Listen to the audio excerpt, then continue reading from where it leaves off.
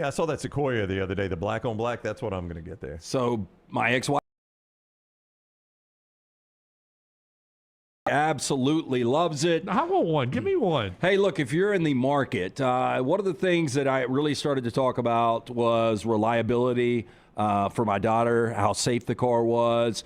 Holding the value. The Toyota is going to hold the value as well as anything out there. Not only did I get my daughter a car last December, I personally went in and got one in October. I just said my ex-wife got one just a few weeks ago. Hoover Toyota. They serve Birmingham, Alabaster, Vestavia, new and used car financing, auto service, genuine Toyota parts. They've been perfecting the art of customer service for over 20 years now with their philosophy to give information to their customers. Look, when you shop with Hoover Toyota, they want to keep you a customer for life. That's why they offer the Red Carpet Program. Give you ways to let your friends and family experience an amazing shopping experience with their referral program. Again, reliable, safe, holding the value to view the inventory and the great pricing. You can either get into their location right there on Highway 150 and check out their amazing inventory and the great staff, or you can go online, hoovertoyota.com for more information. Tell me about the whistles. The whistles got woo. When you want to woo woo, it's that woo woo. You know what I'm saying? LT's Trash is presented by Bud Light. Easy to drink, easy to enjoy. That was my second completely sober Super Bowl. Well, it's a bad one. It really was. It made me want to drink. I know. But hey, to the brown water. If you are thirsty this Monday, pick up some delicious Bud Light. We start first. A fire-juggling unicyclist has gone viral after police shared drone footage of his risky roadside performance, praising the skill while warning it also is, quote, quite illegal. Red Hot Panda. Now, on February 5th, the Commerce City Police Department posted a viral video showing a man brightly colored clothing riding a unicycle into a busy intersection in Colorado. Now, as traffic waited at a red light, he pulled out flaming torches and began juggling, even adding an under-the-leg toss to show off his talents. You know, if I'm going to have to sit at a red light, I'd rather look at that than just sit at the red light. I would agree, yeah. As long as he's out of the way when it hits green, I'm good with it. I mean, like, really the only damage could be to himself, right? Yeah. Like, if you hit him, well, you might dent up the hood a little bit. Yeah, like even if that torch is laying on the ground, it's not going to hurt you if you run over it, even if it's on fire. Listen, I'm going to speak out of turn here, but like going back to high school when your local high school majorette for homecoming would light the end of her baton on fire, that's the kind of fire that doesn't really burn you, right? Like, is it like alcohol-based or something like... For some reason, I never thought she could get burned. Well, until it hits a flammable part of your clothing, and then that's when it becomes a massive problem. So you're saying those fires, if they touch your skin, they don't burn you like other fires? I don't think that's true. I don't think the heat to the touch. Yeah, I mean, I think eventually it will burn, but I think it's one of those, like, if you grazed over it, it's not going to immediately. If I just did this with a baton. Yeah, it's not going to singe you. Yeah, I think the bigger problem is, again, something actually catching fire, an article of clothing. I never knew that. Tyler, about to say something smart? Nope. I was just going to say, I think that a lot of the fire jugglers use like this sort of like jelly. Yeah. Oh, so it's what they put on their skin. Fire retardant. Yeah. What about the fire swallower? Marty Fespen did not use all your favorite Next Round gear all in one place, nextround.store. From our Next Round hats to the logo tees to the all-time best-selling Y'all Can Have the Rest shirt, you can look your best by shopping with us at nextround.store. Take the next round anywhere with nextround.store. It's bow time. The Bojangles Chicken Rice Bowl is back. Get dirty rice, slow-cooked Cajun pintos, cheese, and your choice of chicken for just $7.49. But order now. It's only here for a limited time. It's bow time. It's bow time. The Bojangles Chicken Rice Bowl is back. Get dirty rice, slow-cooked Cajun pintos, cheese, and your choice of chicken for just $7.49. But order now. It's only here for a limited time. It's bow time.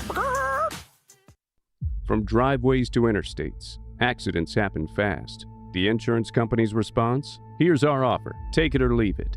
Leave it. Call Alexander Shinara Trial Attorneys. Over 250,000 clients. And no, they don't accept lowball offers.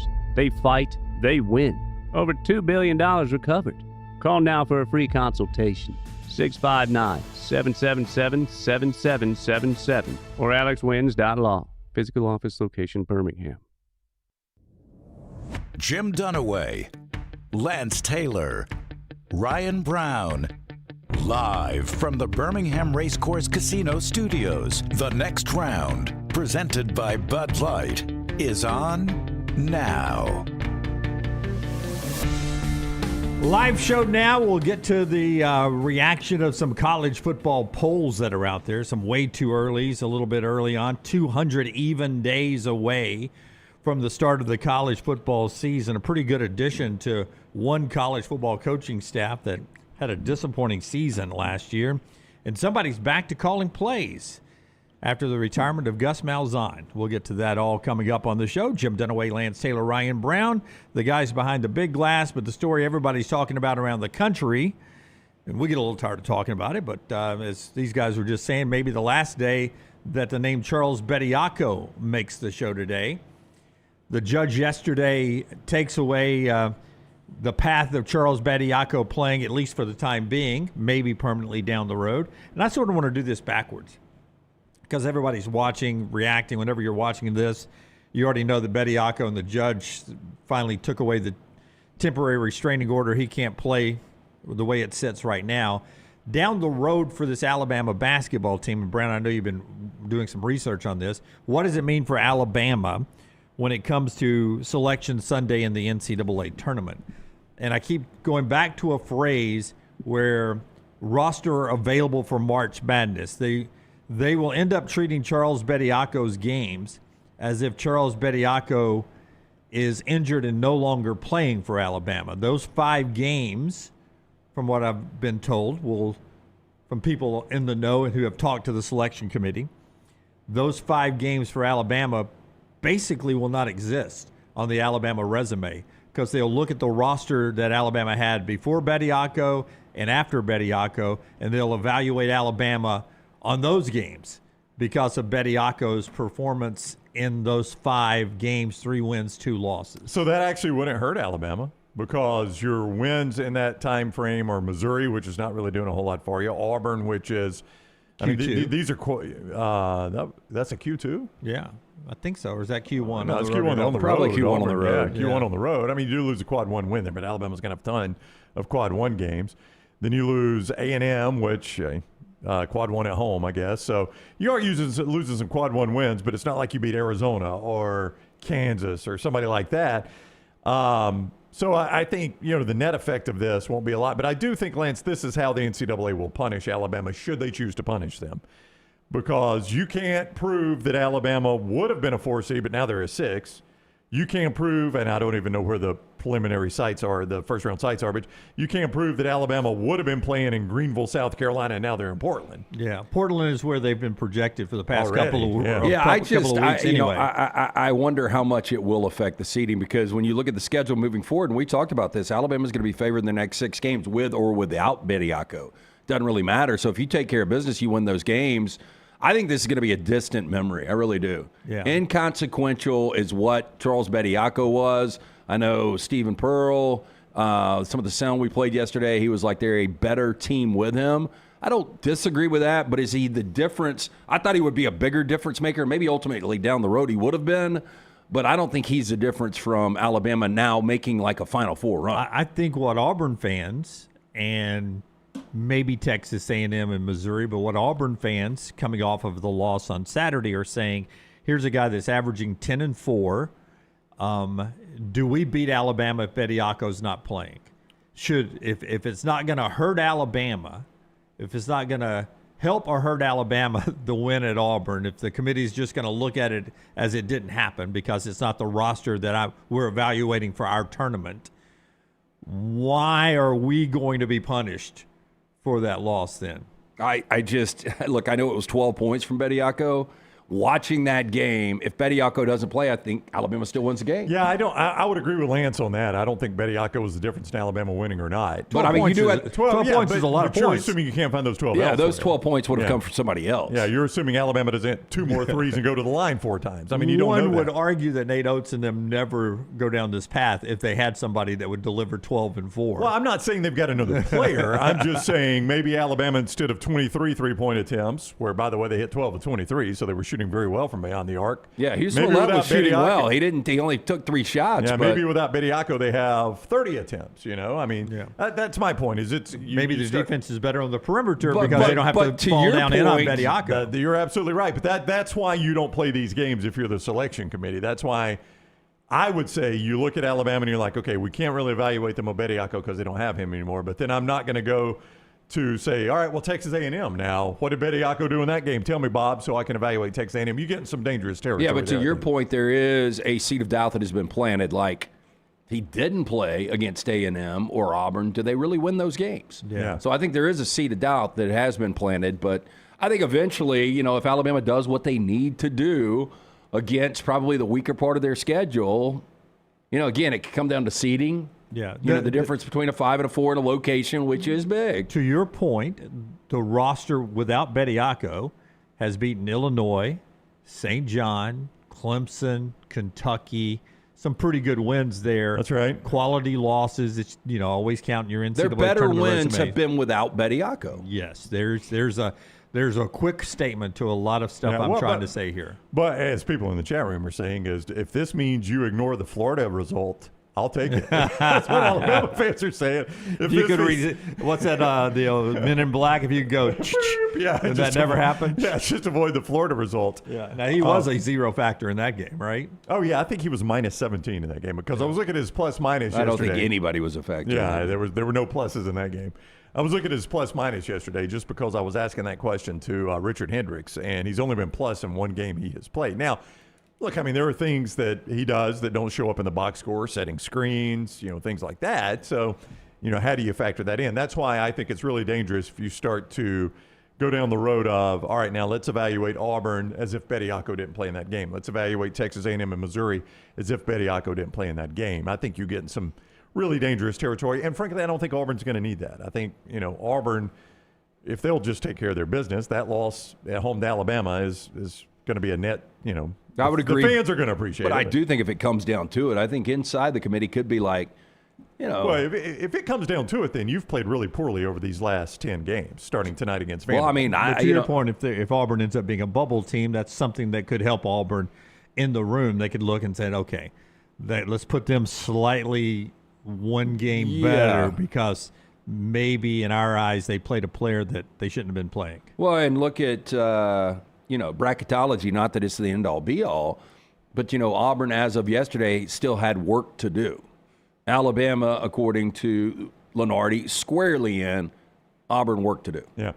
Now, as it relates to, just real quick, because I have spent a lot of time on the phone the last, some last night, some this morning, talking to people who actually went to law school. I did not do so at Jacksonville State. You've always enjoyed it, though. I've always thought you should have maybe pursued that. In all of our contract meetings and all of that, you've always LT and I have sat back and been very quiet. You have an intriguing legal question mind. You love to talk law. I think we've been in enough meetings with our attorneys that I've absorbed a lot of law. I really do. I think I I've seen enough TV. That, Yeah. We've talked outside of the room before. I think I've joked with a couple of our guys before that, boy, Brownie really he talks a game with you guys, and we have it's. Do they think I get it right? You asked some good questions. Because I talked to one of those guys this morning. You and asked some good questions. No, I mean, but You know just enough not to be on a jury. yeah, it's true. Thank God. We had there was one major contract negotiation we had when we were at Jocks that involved a lot of things, and we spent a lot of time with our attorneys over that one. Our agents. These over are that the one. ones that are popping in my mind right Yeah, now. and then We'd go in, Lance and I would have lunch plans or some plans. Okay, let's make this a 15-minute meeting. We go in there and you ask 15 minutes worth of questions. well, because Brown would have secret meetings with people he wasn't supposed to. Lance, the bump rule, man. I just bumped into him. I was looking at this house. You buying a new house? No, I was just looking at this house.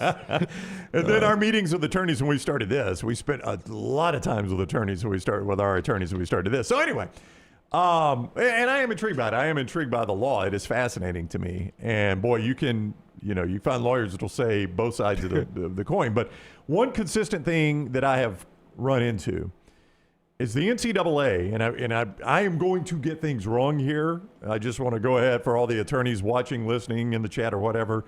Please be patient with me. I, again, did not go to law school.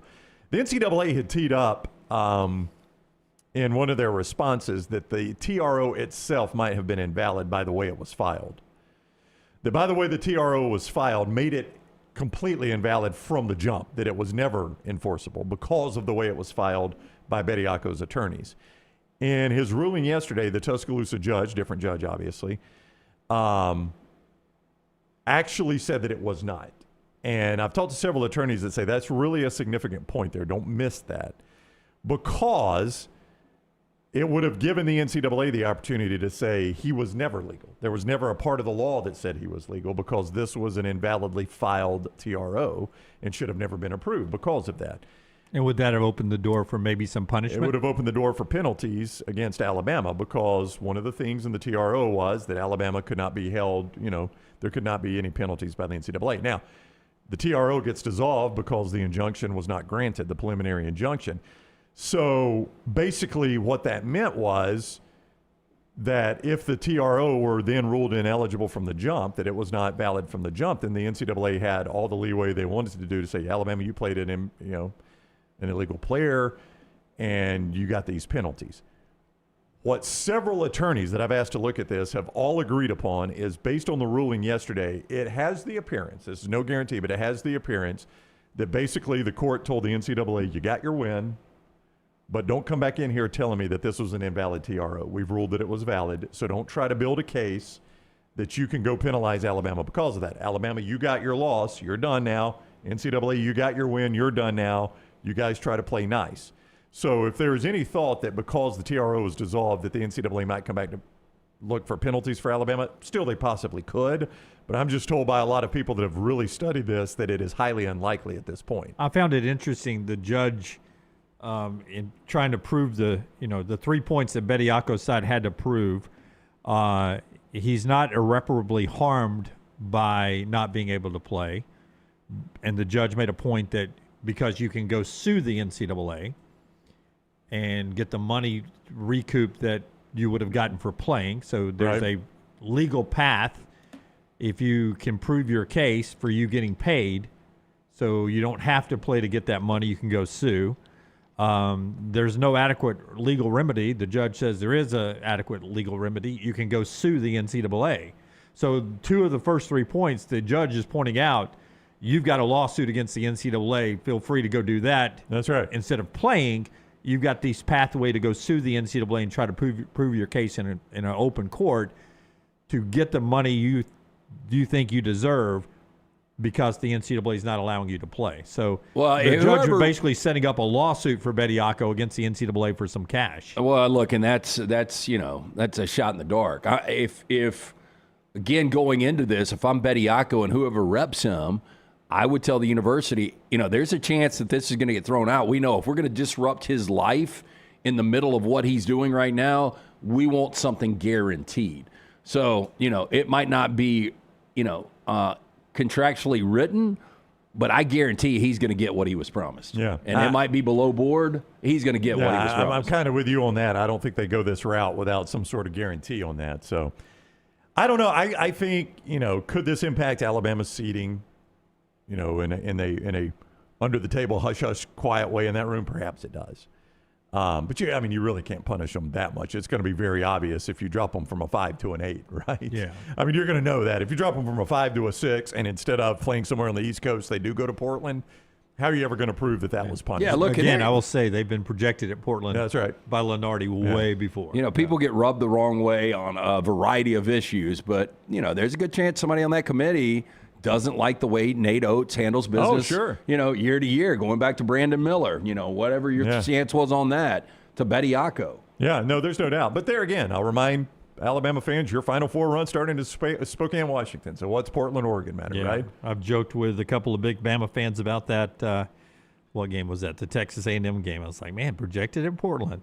I wonder if you can do that route and just stay out there and work your way to the Final Four, which I think is in Indianapolis this year. All right, so there's Bediako reaction. Just me personally. I understand the inconsistency of all these rulings. In my opinion, never felt comfortable with Bediako playing myself. So I'm okay with Alabama moving forward. I like Bama's guys. So I'm excited to see what this team can do down the stretch without Bediako. Well, obviously he made them better. I understand that. But for me personally, it never felt right. I'm excited about what this team can be down the stretch. As Alabama in the release points out, there's probably 100 other guys playing in college basketball that I wouldn't feel right about either. If I dug into their stories, I don't really know everybody's stories in college basketball. But for the team I follow the closest, this never really felt right. I'm excited about what this team can do down the stretch. I think they're a really good basketball team if they ever could be healthy at one time. That's a big if these days because I don't think they've been all season long. I'm excited about this team down the stretch. So, Brown, some of the legal people that you've talked to, I mean, I don't know if you ever asked this question. You know, going into this, did Nate Oates feel like ultimately Bediako was going to be ruled ineligible? And the reason I ask this is because this was not worth the negative PR. Yeah. If, in fact, like, if I'm Nate Oates and I'm told, you know, you've got an 80% chance that he's going to be able to extend this, you know, continue to appeal it, get it thrown out here, there. He'll be able to play this year, then I get it. But if there was a chance, this is 50-50, Nate, if you bring him in, just not worth it. Yeah, I mean, I think in hindsight it certainly was not worth it. I don't know what kind of optimism Nate Oates had about this, you know, going the distance, them getting the preliminary injunction and him being able to finish the season. Brown, I would tell you, I think most people around sports thought it would happen the way it happened for Diego Pavia and countless others, is that eventually he would play with the TRO and it would never get to a point where it was legally thrown out of court, that it would basically be literally running out the clock until Alabama was eliminated from the tournament or won a national championship, whichever happened. And then at that point, it didn't matter, and it just really never came to court. That's the way most of these things seem to happen to me. Diego Pavia sues. Oh, he's able to keep playing while the legal system does its things. That's really what I thought would happen. I thought he would get this injunction yesterday, and then the court case really doesn't matter to him at that point. Now, where the court case matters is to players in the future because you'll be setting a precedent. But I really thought he would probably get this injunction yesterday, and the clock would just run out on this deal, which probably is the answer to your question, Lance. What Nate Oates kind of thought or hoped would happen is that you just get this thing dragging out in court long enough that it doesn't really matter how it ends up going. You get it dragged out long enough that Bediako is able to finish the season. Just in a nutshell to recap, the NCAA considers this a win. Charlie Baker said, quote, common sense won around today, end quote. Alabama head coach Nate Oates disappointed with the NCAA's conflicting stance on the G League and other American players compared to the European pros that are scattered across the rosters, as you see the statement there from the University of Alabama. And it is confusing on who is legal and who isn't legal to play, and that was Alabama's stance all along. You can get more of that on reactions and everywhere else on our platforms at Next Round Live, at Next Round Live. Go and follow there. Before LT tells us about our great friends at Hoover Toyota, a couple of things to remind you of. If you love our full show here, we have another YouTube channel, Tyler. It's called TNR Clips, right? Just TNR, which stands for the Next Round Clips. Yes, sir. You go to youtube.com/@TNR Clips, and it'll take you right to it. And we also have it posted on a section on our main YouTube channel page. So you can go to the Next Round channel page, and it'll be right at the top. That's very easy. Also very easy, Brownie, to find a new show from our buddy Mick Gillespie, the legend, and Jake Coker. They've got a new show out. The Last Call. Mick and Jake, a new show today. If I was watching the right one, Jake just came back from shooting a deer, which that could be any show they do. Oh, it could be any show they do, but that they did talk about that. It's a literal Monday for him. I know, but I mean, it's a pretty big deer if I was watching the right one. In Bo's office just a minute ago, it's a pretty big deer he shot. So, yeah, it's available on the Next Round channel, The Last Call with Mick Gillespie and Jake Coker. And that's one of those things that if you set your alerts for when they post a new show, it goes right, it sends you the alert, and you're able to watch it at any time. Bingo. That's there. All that housekeeping brought to you by our friends at Hoover Toyota, where you can go by and get the great deals. Man, I tell you, since I've gone out and looked at all the new Toyotas, I notice them on the road left and right. They are beautiful, starting with the trucks, the Tundras, unbelievable-looking truck. Yeah, I actually got a call from a friend in Montgomery yesterday. He's in the market to get his son a car, and he's like, hey, I've noticed Hoover Toyota's been on the last week plus. First question, are they as good as you guys say they are? Yes. And have you really bought cars from them? And I'm like, no! Like, I'm not just going to come on the air and say that. Like, I said, yeah. I said, I got my daughter a RAV last Christmas, so Christmas of 24. I got a Land Cruiser about 2 months ago. My ex-wife just got a Sequoia, all from Hoover Toyota, all from our man Harold. So I put him in touch with Harold yesterday. Just great people out there, from Scott to Harold to Kim in finance. Hoover Toyota, serving Birmingham, Alabaster, Vestavia. Shout out Kim in finance. She's a big listener. I know. When I was by there, she was like, every time Lance comes, he brings me TNR gear. You don't have anything for me? Called out. You know, the funny thing is, like, we randomly showed up there when Bethany, my ex, was looking for that Sequoia. And so Kim's husband happened to be there. I'd never met him before. And he comes up, introduces himself, and he pulls open his shirt, and he's got the original Next Round shirt on underneath. My kind of guy right they there. are big listeners. But, look, if you're in the market for a car, I was telling Russell yesterday, look, reliability, safety for my daughter, and holding the value. You know, this is where I am in life. I had never owned a Toyota before. Absolutely loving the Land Cruiser. They've got incredible deals right now. When you look at their inventory, fantastic selection. On-site finance department provides the affordable financing options. Even after the keys to your new vehicle are in your hands, they are there to serve you with service and parts department committed to keeping your vehicle running smoothly. When you shop with Hoover Toyota, they want to keep you as a customer for life. That's why they offer the Red Carpet Program and give you ways to let your friends and family experience an amazing shopping experience with their referral program. To check out their inventory and great pricing, stop in, located on Highway 150 down from the Galleria, or you can go online right now, hoovertoyota.com. Hey, and don't forget, on your way to work or school, stop by your local Bojangles. Get those Bowberry biscuits now through February 22nd. They come heart-shaped, and it's not just, it's Valentine's Day heart-shaped biscuits. No, they're going to a great cause. 10% of sales go to the Hardest Yard, the Greg Olson Foundation, and the Bojangles Foundation, which will help heart health and research in the communities Bojangles serves. That is us. So go by and get one of those heart-shaped Bowberry biscuits today or tomorrow on your way to work or school, and enjoy a great breakfast and help some great causes there. It's your local Bojangles, where it is always bow time. First, I made a mistake yesterday. I said Auburn was on the road at Vanderbilt a couple of times. It's a home game tonight for Auburn. Vandy and Auburn, 6 o'clock down at Neville Arena. And you get Stephen Pearl yesterday talking about this game coming in. And basically, after losing to Alabama 96-92, he really believes 92 points is enough to win a game, especially in your home arena. So he's searching for better defense as Vandy comes to town. You know, right before I came down here, I'm clipping right now every 3-point attempt and make in conference through 10 games and categorizing them based on where they off of ball screens off the ball, transition, drive, draw dishes, downstream dribble handoffs, just all the different ways that people are shooting and getting threes, and trying to figure out if there's a pattern as to why people are shooting 39% against us. So part of it is obviously, you know, us trying to be more intentional on being in the gap. So, because, you know, the first game of the year, Georgia, they just drove us because we were so spread out, and we couldn't let that happen.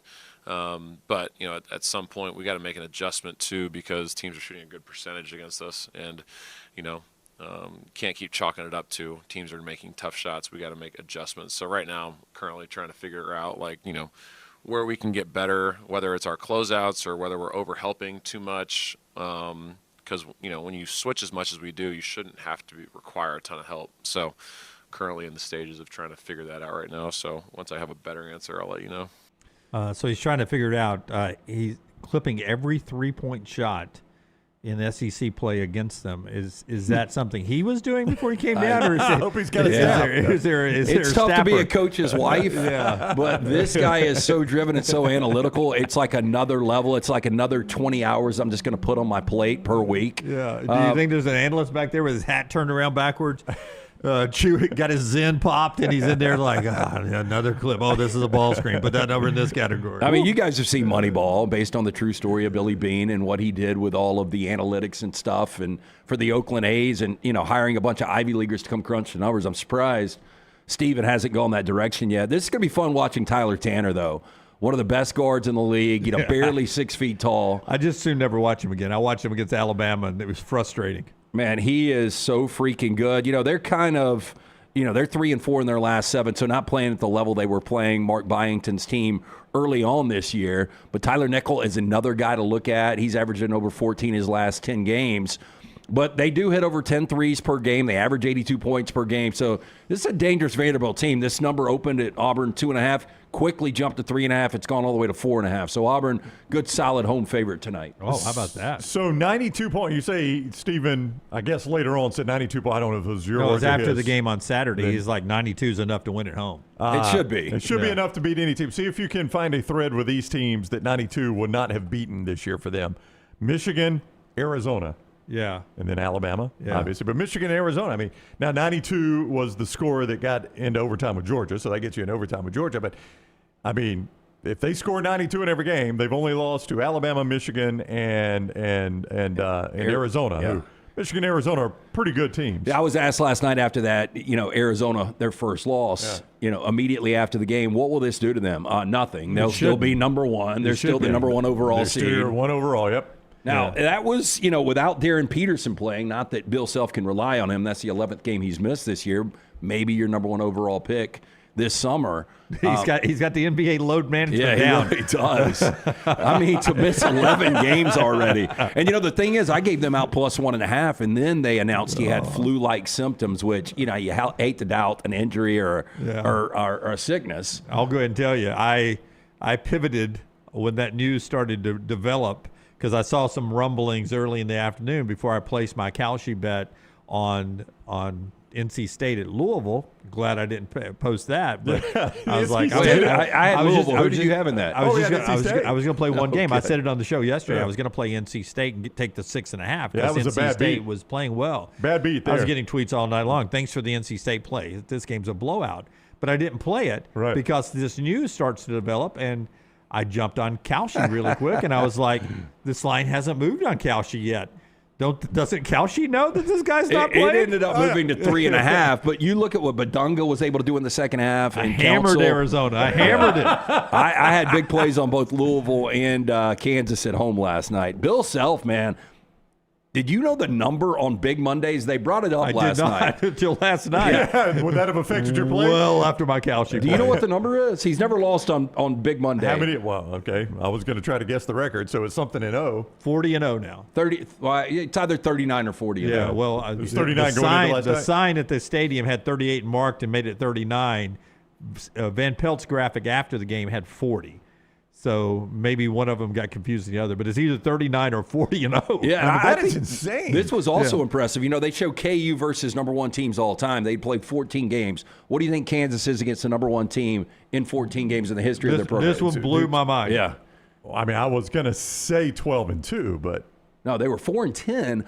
But now Bill Self. Wait a minute. No, yeah. But this is they're going against the number one team, so they're underdogs in every one of these situations. Bill Self now is 5-4, so now they're 5-10. He is 5-4 against number one teams. Man, that is pretty crazy. That's Nick Saban like to me when you're playing the number one team in college basketball. Yeah, but was I right? Or there was some black and white clip they showed, like they had lost a bunch in a row at home to the number one team or something. I don't know what it was. They had to go back to a black and white clip of the last time they did something against number one. Dude, can we do this while I'm right here? So I was asked this over the weekend to see if you guys can get this. The winningest, the three, and we're just talking about one of them. I think you would have guessed this. The three winningest active coaches in college basketball right now. Do you know who they are? Bruce Pearl would have been one last year. Tom Izzo? Nope. Surprisingly, no. Winningest, not number winningest of wins all time. Number of wins all time. The three winningest. Oh, Rick Pitino. Rick Pitino. Nope. I know. You start saying these, you're like, what? Well, I guess happened? Pitino did have a little hiatus that he was out. He's got 902 wins. I'm going to go Calipari. Okay, so we're missing one. Now, some of these Pitino might reflect. Rick Barnes won? Rick Barnes is one, and Bill Self is the third.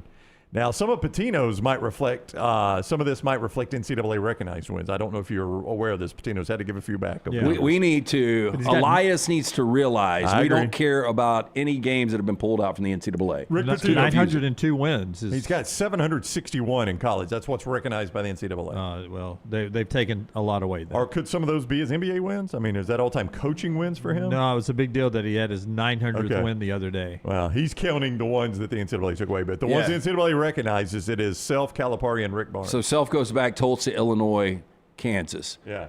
And I guess Izzo was his first coaching job at Michigan State. I guess it was. I think he replaced Heathcote, right? Yeah, I think so. He did. Yeah. I mean, I was really surprised Izzo's not in this. He's got 750. I mean, to put in perspective, the third in that group is Calipari with 836. That's how far behind Calipari that's is. He's given a few back, too. Didn't Boeheim end up getting 1,000 wins? He did, but he's not active. Oh, I know that. But I'm just saying that shows you the difference. 1,015, yeah. I mean, 1,000. So, I mean, how many more seasons?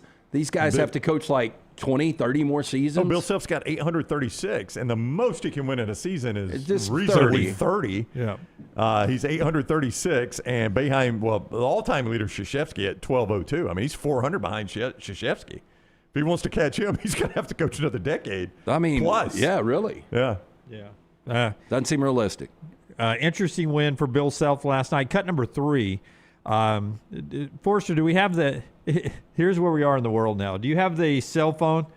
There's when ESPN is doing a basketball game, whether it's a student on campus produced or whether they send a crew in, you hire some people that help you with the broadcast. Now, according to Kansas officials, the guy who is caught with his cell phone texting, the technology we have, you can actually zoom in on this guy's, and he's texting somebody that is saying Peterson isn't playing, so he's sick and he didn't tell anyone in practice. And Bill said, don't half-ass it if you're going to play. If not, sit. DP said, F it, I'm out.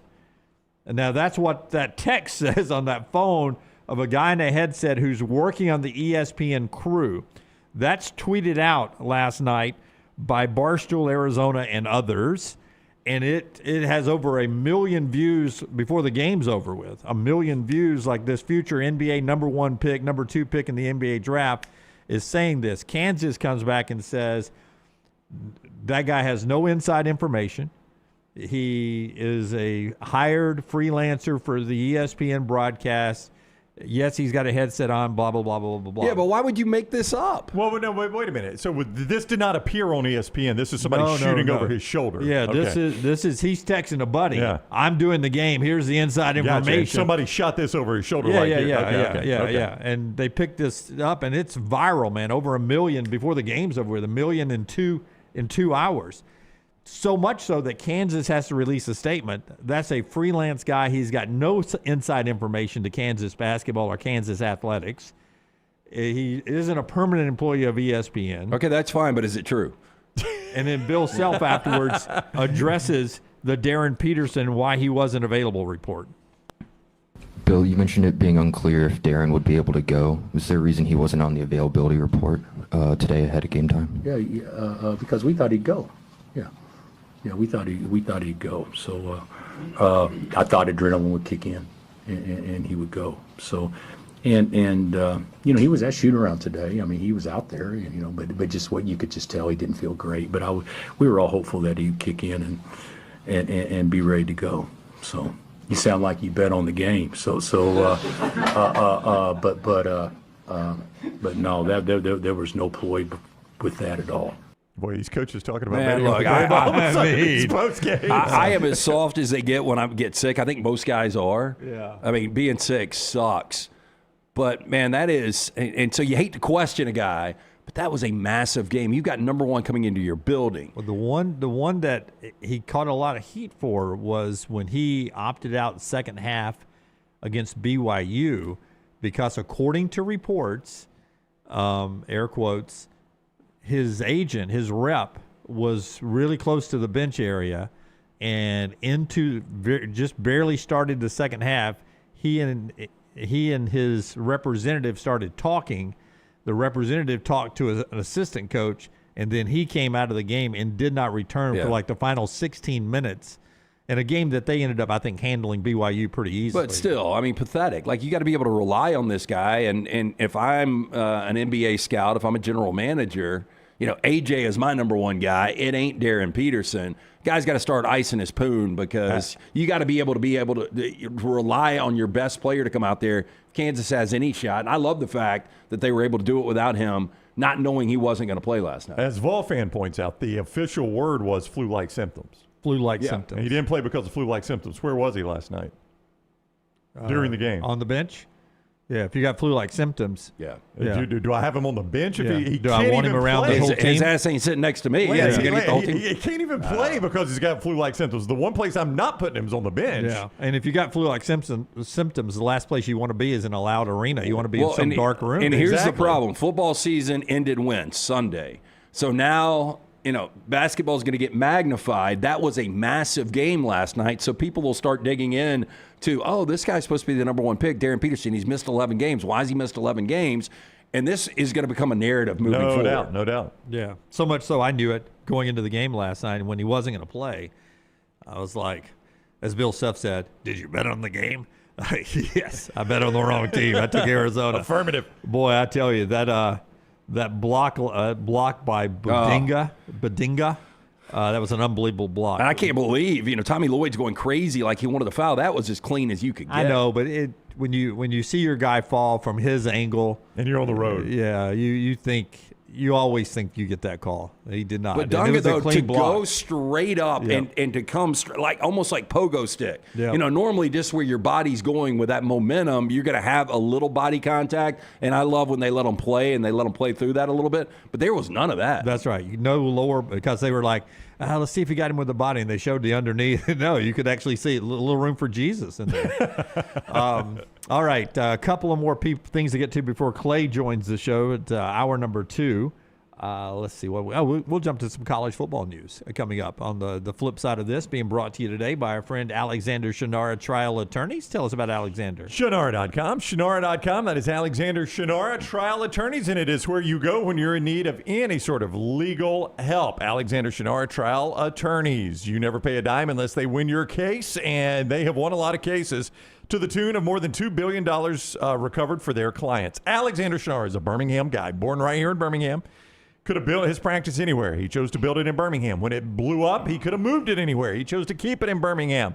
25 years now, his firm has grown to more than 150 lawyers, supported by more than 500 dedicated team members, and they have absolutely done great work for their clients. More than $2 billion recovered. You find yourself in need of a lawyer, Alexander Shannara Trial Attorneys. You don't pay a dime unless they win your case. Shannara.com. And our friends at Urology Centers of Alabama, UCA as we like to call them. You can too. Whatever you do, just call them, because prostate health may be one of the more important things you want to stay on top of, guys, as you age from your 20s to 30s, 30s to 40s, and so on. Prostate health, the kidney stones, early detection literally can save your life. 205-930-0920. 930-0920, urologycentersalabama.com.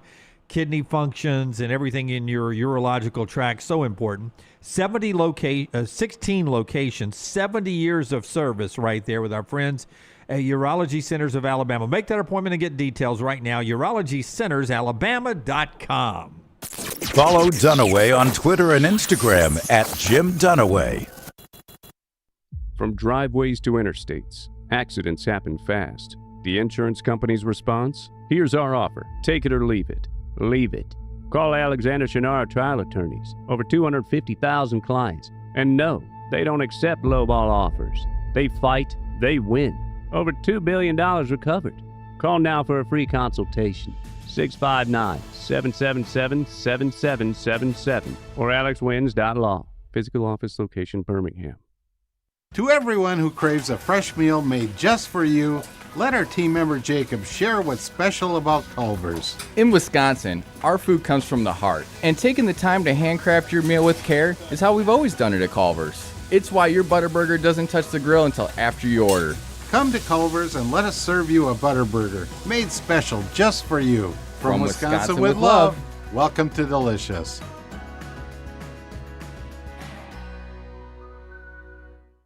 At Central State Bank, we are large enough to serve you and small enough to know you. Manage your money with ease, whether it's mobile banking, hassle-free checking, competitive loans, business solutions, or personalized financial advice. We're your hometown bank with big-time service. Visit us today and experience banking made simple, because at Central State Bank, you come first. Member FDIC. Sterling and the fine folks at Champy's Chicken on Highway 119 in Alabaster want to welcome you in for a great lunch or dinner starting at 11 a.m. every day. Chicken that's brined overnight and cooked to order, and the taste of the Delta with those Delta recipe tamales. Champy's is perfect for all your tailgating needs this football season. You can also choose Champy's for your next party, wedding, or birthday. Great food, great people. Champy's Chicken on Highway 119 in Alabaster, and everything online at champyschicken.com. Remember the name Way to Wellness if you're battling weight loss in your life. I'm Jim Dunaway from The Next Round. There was a time I was over 216 pounds until Way to Wellness helped me lose 45 pounds, and now for over 2 years, they've helped me keep that weight off. Here's their website, aplanforme.com, aplanforme.com. That's a great name for a website because there's no cookie-cutter plan. Everything is designed specifically for you. No contract, no sign-up fees, and your first consultation is free at Way to Wellness. Hey, Lance Taylor from The Next Round to tell you about one of our favorite places for breakfast, lunch, and dinner. That is Hamburger Heaven since 1982. Hamburger Heaven has been serving Birmingham's best hamburgers, cheeseburgers, French fries, hand-spun milkshakes, and sandwiches made fresh to order. All of their ingredients are fresh and prepared daily. This includes their beef, always fresh, never frozen, hand-pattied each and every day. For breakfast, lunch, or dinner, visit any of the 4 locations, Highway 280, Irondale, Gardendale, and Homewood.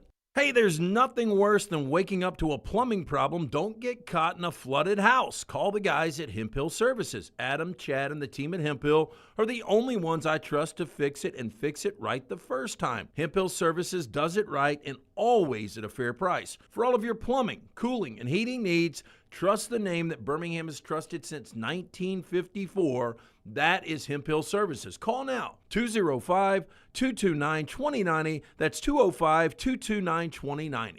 It's bow time. The Bojangles Chicken Rice Bowl is back.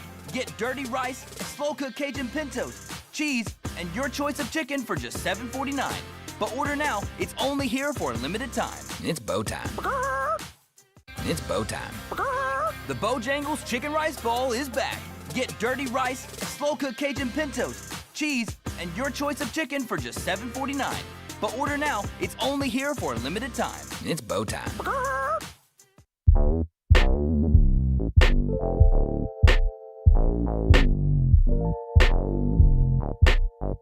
Okay, we're going to do 4 downs in this segment before we get to Clay. Before we do that, though, Alabama's football schedule, we're 200 days away. 200 days away. That's all. I'll be here for you know. So I started daydreaming last night. I guess it was night dreaming. I wasn't asleep yet. What's daydreaming at night? In the middle of the afternoon. It's like we're writing an old 70s song. I guess that'd still be daydreaming if you're awake. I'm awake dreaming. It's a day. Yeah. So I started thinking about Alabama's football schedule, and I was like, this thing could not set up better for Alabama next year. Oh, wow. Here we go. I mean, not to be Jimmy Crimson Sunshine Pumper, but, I mean, when you look at this schedule, that's East Carolina. I mean, there have been times in history East Carolina's been good. I don't think this is one of them. This ain't one of them. If I'm starting a new quarterback, which Alabama will be starting, and new players and however it's working with a new offensive line, LT, I think I'd like East Carolina to start with. I got to play an SEC game in week 2. Kentucky, I mean, if I got to play an SEC game, there's Kentucky. It is on the road, but that's not a particularly difficult place to play. Yeah, but I think Will Stein's changed that roster. Of my first 3 SEC games, Kentucky may be the toughest one. I don't know. When we get there, we'll find out. Then Florida State, I mean, great helmet, but this Florida State team. Revenge game and not sneaking up on them. Yeah, if you don't beat them this year. South Carolina's got some great skills, some really good players at 4. Then Mississippi State before you get Georgia at home. Those first 5 games, if you're playing in the SEC, those first 5 games, about as good as you can set it up. If you're working in a new quarterback, you're going to be able to get 1 or 2 quarterbacks some seat time But in I those will tell first you, 5 games. if that is your first 5 games and you're 4-1, it's a disaster. You absolutely have to be 5-0 if you're Kalen DeBoer. Yeah. I'm with you on that, but I don't see a loss in there. I don't either. Now do the next 3. So 5-0, then you get Georgia at home. That's at least at home.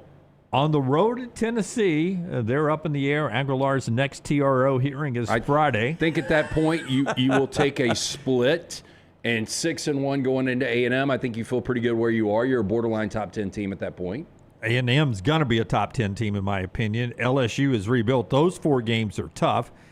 There's no way. Stop me if you've heard this before. There's no way Vanderbilt could be as good as they were last year. I mean, or the last 2 years. I'm with you on that. Yeah. So Vandy, Chattanooga, if I got my FCS that is correct. logos, and then Auburn at home. Yeah, and that's how you close out with 3 wins. If you go 2-2 in the middle of the season, starting at Georgia, Tennessee, A&M, LSU, that is a brutal 4-game stretch. But if you're 2-2, you're 10-2, and you're a college football playoff. That's a good schedule, isn't it? Yeah, I think so. Yeah. It helped out by the way the games are clustered together. If you've got a new roster, a new quarterback, a new offensive line, that's 5 games. Not all of them are easy wins, but that's 5 games you should win. I've talked to a lot of people that are Alabama fans that believe this is one of the easier schedules they've had. Now, again, that's a 4-game, really difficult stretch. But at the same time, talking to them, they're like, it's an easy schedule, but I'm not going to be surprised at 8-4. If you're 8-4 with that schedule, because one more time, Forrester.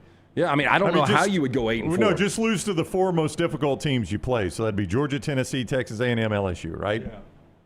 I mean, by the way, that's a 4-game losing streak in the middle of the year. Yeah, that's going to be. Think that would get headlines? Well, I don't think there's any way you could be an underdog in 3 games. You could technically be a small, short underdog to Georgia at home. Tennessee on the road, you could be an underdog. A&M at home, you're not going to be an underdog. LSU on the road, you could be an underdog. But, I mean, at most, they're only dogs 3 times. I mean, give them one of those wins, so they lose 3 of those 4 and then lose to Auburn at home or something like that, or South Carolina at home. Yeah, I mean, that is an unmitigated disaster. Yeah, that schedule, man, I like it. Just daydreaming in the middle of the afternoon or early evening. I like that for a new quarterback easing in. Like that schedule, man. Put me down for I'll take that schedule. Bama in the playoffs. Bama. I'll take that schedule. All right, Central Alabama Asphalt. They bring us 4 downs every day here on the show. And, man, they can really make your property better. Not just I focus on that driveway parking pad a lot, but my brother-in-law's got a house up in Mentone. Yeah. Boy, they've got a little gravel road leading into that. Right. They need the asphalt. If I win the lottery, I may end up calling Central Alabama Asphalt. That may be my gift to him. I thought it was going to be a Christmas gift. If you're looking for asphalt need to win the lottery. Done the first time the right way. The right way the first time. That is so critical. Central Alabama Asphalt and Construction is the way to go. They're based right there in Tuscaloosa, but a full-service asphalt contractor trusted in major state government and municipal roadway projects across Central Alabama. They're not just a big job company. Dedicated division focused entirely on private driveways, as Jim has mentioned, smaller asphalt projects, same crew, same quality, no excuse standards, no matter the size of the job.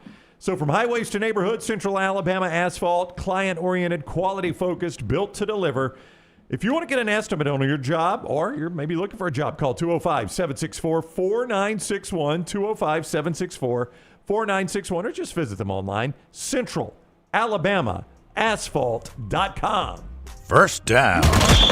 Clint Kubiak finally announced as the official Vegas Raiders head coach. If I asked you guys who makes the playoffs first, the Vegas Raiders or the Auburn Tigers? Boy, this how do you feel about Mendoza's NFL quarterback? I mean, that's what this boils down to. I mean, if we were casting Central Russian spy names, Golish and Kubiak would be two names that we were just doing an 80s Russian spy novel. Yeah, I don't think you can feel great, but I mean, look, I've been a Mendoza fan for years, so I don't want to doubt him. I mean, they're definitely going to get better at the quarterback position, but you're probably going to lose your best defender in the offseason to Max Crosby. Yeah. Well, what are you going to get for him, though? Because this is a trade situation, right? Now, I really believe, and I thought about this morning, you can identify elite coaches in the NFL within 2 years. And yeah, I'd give you that. Yeah, and if you're not like making a lot of progress within 2 years, it's just not going to get done. Where are you on Stefanski? Well, I'll tell you in 2 years because, I mean, literally he was with Cleveland. Like with Cleveland and the Jets, I really think you've got to separate it. Almost Vegas, too. But I think you'll be able to tell kind of quickly with Kubiak, with all of the first-round picks they've had in the last couple of years. But with that said, I think I'm going to go the Raiders just because 14 of 32 get in. If I knew I had 2 Byron Brown years, I would feel a lot better about saying Auburn here. But you just have one, right? You just got the one. And that complicates this. This is his. Now, look, I say that. I don't know. I don't know where we are in college football anymore or college sports anymore. I mean, perhaps Byron Brown. Because if I am correct, I think his first year, I'd have to go back and look at this. His first year was his redshirt year because he only played 4 games. I think there was a year, I don't know if it was injury or what, for South Florida, he only played 5 games. So he could get a medical redshirt for that. I don't know I think last year he only played 7. Was it only 7 last year? So perhaps he could get a medical redshirt. So let me dial that back and say you don't have another year. I'd have to go back and look at what his situation was at South Florida. If you had 2 Byron Brown years, I'd definitely say Auburn here. If I knew you had him for 2 years. So I'm gonna roll the old dice, and in today's college football world, he gets another year. I'm glad you brought that hand motion to this side of the microphone. It did not look good on the right side. I couldn't roll him over here, Jim, like that. I had to roll him over here. I'm gonna go Auburn. Yeah. I'm gonna take Auburn because of the division the Raiders are in. Second down. Kansas City's regressing. Yep. But Denver and both the Chargers offensive line is going to be night and day because of the injuries. Yeah. I mean, Chargers going to be really good next year. Yeah, and I think Denver can hang around and stay just with their defense. And I think the Chiefs can still be a playoff area type team just with Mahomes as they do a rebuild there. So I'm going to go Auburn. Second down. Speaking of the Chargers, this day in 1961, February 10th, 1961, the Chargers leave the AFL in Los Angeles, relocate in the NFL to San Diego. If I ask you what happens first, Big 12 team plays for a national championship or the Chargers win the AFC? I'm going to go Chargers win the AFC. I think it could happen next year. I am with you.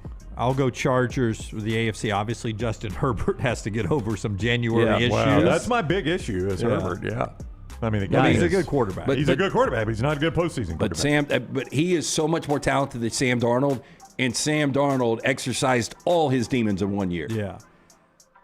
But the Big 12, I mean, Brett Yormark did a wonderful job of rebranding that league and keeping it from falling on the rocks and sinking to the bottom of the college football ocean. And it's the best basketball league going right now. It's number 1 right now. I think I'll go Chargers. A football team playing for the national championship? Yeah. It's just hard to see. It really is. Yeah. Because at that point, you got to win 2, right? Yeah. If you get the bye. 3. You get to buy as a quarterfinals. Well, to play for the national championship. That's all I'm saying. You got to play for it. To win it, you'd have to win. But, I mean, still, 1 game is one thing. Winning 2 to get there is another thing. Likely going to be 2 upsets at that point. Third down. On this day in 1940, as you can tell, not a lot of great celebrity birthdays. The first Tom and Jerry cartoon was released. Never loved it, by the way. The most entertaining non-dialogue TV or movie you've ever seen? Oh, my gosh. Non-dialogue. Because I was mesmerized by Tom and Jerry as a kid. I liked Tom and Jerry. And there was obviously no dialogue. I did see. It never dawned on me that nobody ever talked. Never. No. Occasionally you might get a human that, what? Or something like that. Yeah. I don't even remember that. Yeah. I remember. I think there's a lady that occasionally walks in and sees the mouse and screams or something. Yeah, she always hops on the stool and tells Tom to get the cat or to get the mouse. Yeah, but it's very limited. The old ones, that lady called Tom Jasper. Interesting. Damn, Jeeves. Wow. I'm gonna go with Coyote and Road. Oh, so you're going to cartoon. Yeah. I remember when HD TV first came out, Mark Cuban's channel. Yeah. And it was one of the only things you could see actually in high definition. But there was this one thing that they would play, and it was a beaver building a dam over time. And it was just one of the, and this is before I did edibles. Like, I can't even imagine how good that would be now. But it was just an amazing process Was to that see. the same channel that had the woman bouncing on the trampoline? I don't know about that. They would show a random, usually like an Army or Navy or Air Force game on a Saturday. Art Mann, do you remember him from ETV? I do, yeah. He did his wild, Yeah. he would go to Mardi Gras and go to Rio and all these different things. yeah. That was on there. Weird programming, but they had a special with a beaver building a dam, which I don't know why it was so entertaining. And it had no nothing dialogue or commentary. I did not have the volume up. Doesn't matter. There's no dialogue. But I just thought of this. Used to Pac-12 After Dark, when there was only down to one game playing, and I needed something for the side TVs. Yeah.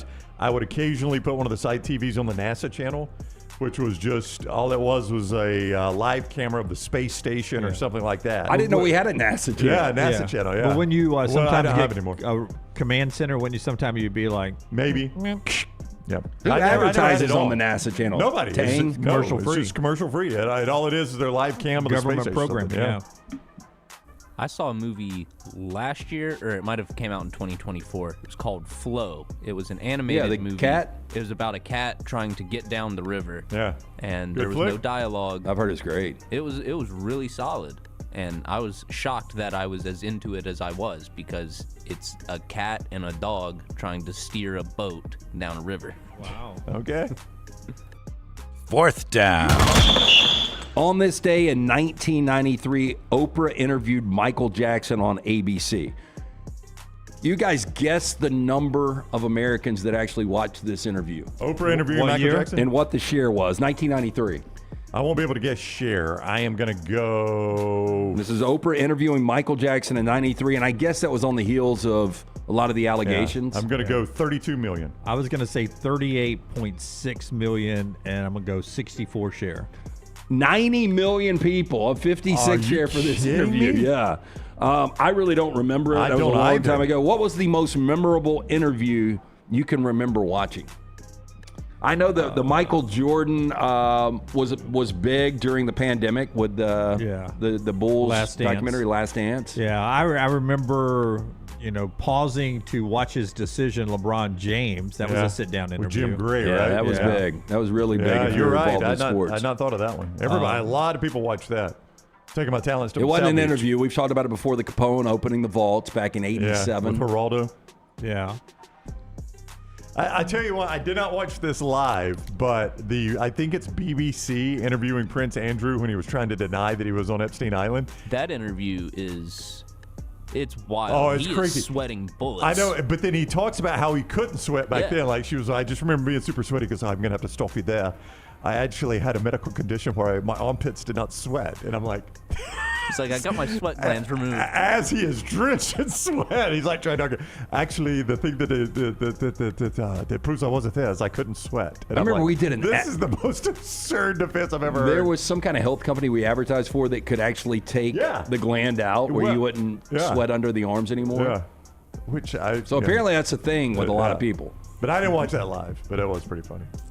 I'm going to go with the LeBron one, even though I'm sure there have been others. Who interviewed Charlie Sheen? Wasn't that a big deal? I know that Matt Lauer, Tom Cruise, when Tom Cruise went nuts, jumping on the couch was a big deal. Yeah. But I'm trying to remember who interviewed Charlie Sheen first when he was off of 2 Men and a... Probably 2.5 Diane minutes. Sawyer or somebody like that, if I had to guess. They used to have the interview show back then, like 2020 or something, 60 Minutes. Yeah. I don't know. I'm going to stick with LeBron. I'm old enough to remember Watergate. So the Nixon, that British guy in Nixon, that interview, I think, was historic. I didn't see the Cosell Muhammad Ali, though that popped up a lot, You know over what the was years. one of the more uncomfortable ever?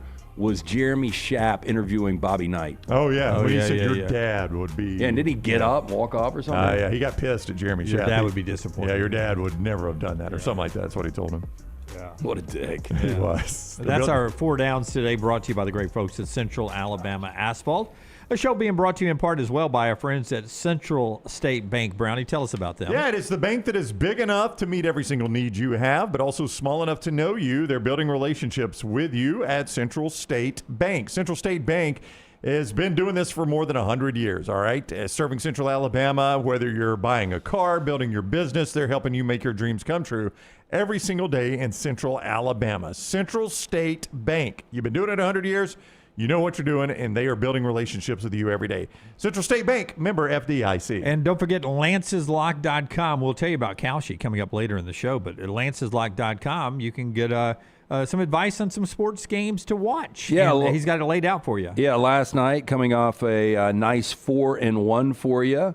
Jump on board, win with us at lanceslock.com. Free play every single day right there. It is always brought to you by our friends at Hemp Hill Services. Whether you experience plumbing, heating, cooling issues in your home or business, call Adam, Chad, Andrew, the guys there. They are awaiting your call. Tell them the next round sent you. Hard to stop a train, 205-229-2090 or hemphillservices.com.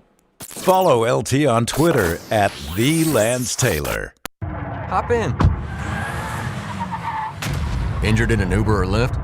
Here's the problem. Was it the driver's fault? The other car? The app company? Good luck figuring that out while you're trying to heal. Alexander Shinar Trial Attorneys, they've got a guy for rideshare accidents. And here's the best part. They don't get paid unless you do.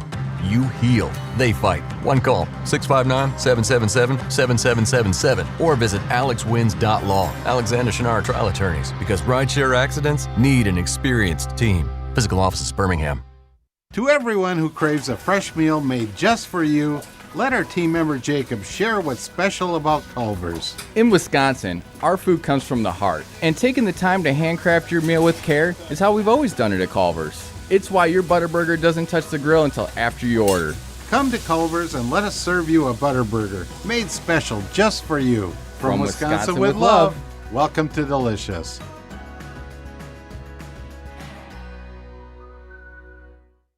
At Central State Bank, we are large enough to serve you and small enough to know you. Manage your money with ease, whether it's mobile banking, hassle-free checking, competitive loans, business solutions, or personalized financial advice. We're your hometown bank with big-time service. Visit us today and experience banking made simple, because at Central State Bank, you come first. Member FDIC.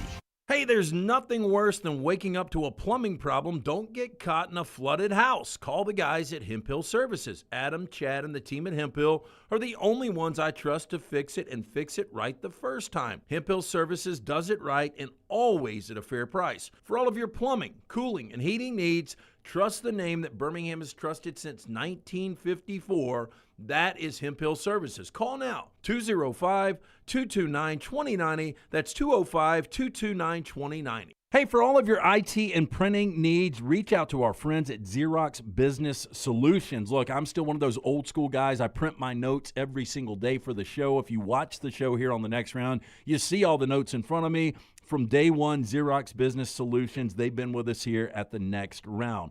Local for over 45 years. For all of your IT and printing needs, visit XeroxBusinessSolutions.com or call 205-969-3000. That's 205-969-3000. Remember the name Way to Wellness if you're battling weight loss in your life. I'm Jim Dunaway from the next round. There was a time I was over 216 pounds until Way to Wellness helped me lose 45 pounds, and now for over 2 years, they've helped me keep that weight off. Here's their website, aplanforme.com, aplanforme.com. That's a great name for a website because there's no cookie cutter plan. Everything is designed specifically for you. No contract, no sign-up fees, and your first consultation is free at Way to Wellness. Hey, let me tell you about our friends at Urology Centers of Alabama. Compassionate and comprehensive urological care with 35 physicians, 17 locations across Alabama. Their patient-centered approach to all of your urological needs. Remember, they've got that new men's health center. It is beautiful, helping men with a wide range of sensitive male issues in a comfortable environment. You can always go online, visit urologycentersalabama.com, schedule an appointment with one of their many urologists today. It's bow time. The Bojangles Chicken Rice Bowl is back. Get dirty rice, slow-cooked Cajun pintos, cheese, and your choice of chicken for just $7.49. But order now. It's only here for a limited time. It's bow time. It's bow time. The Bojangles Chicken Rice Bowl is back. Get dirty rice, slow-cooked Cajun pintos, cheese, and your choice of chicken for just $7.49. But order now. It's only here for a limited time. It's bow time. Jim Dunaway, Lance Taylor, Ryan Brown, Live from the Birmingham Racecourse Casino Studios, the next round, presented by Bud Light, is on now. All right, Clay Travis coming up in just a second. Auburn hosting Vandy tonight, 6 o'clock at Neville Arena, where it'll be their 1,717th straight sellout. You can just count on that.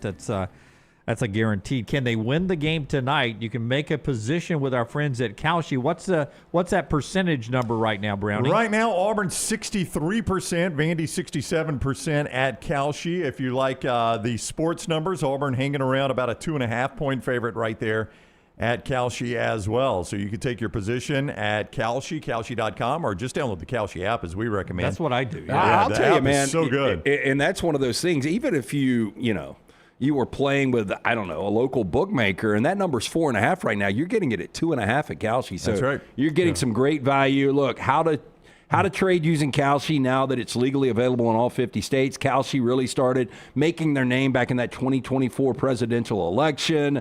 Now sports trades legally in all 50 states. Not only the sports trades, political, they also have pop culture. It's all available. And when you put in that code TNR, download Kalshi, put in code TNR, get $10 when you trade $10, Brown. That's right. Code TNR at Kalshi.com or on the Kalshi app. Play games, play politicals, play futures, entertainment, like the Oscars and things like that. But right now, Auburn and Vandy are our focus game tonight. Auburn at 63%, Vandy at 37%. Auburn minus 2.5 there at Kalshi. Kalshi.com or the Kalshi app. Code TNR to get $10 with your first $10 trade. I see our man Clay Travis there. So I know we don't talk politics. I do want to just bring up one thing with Clay, though.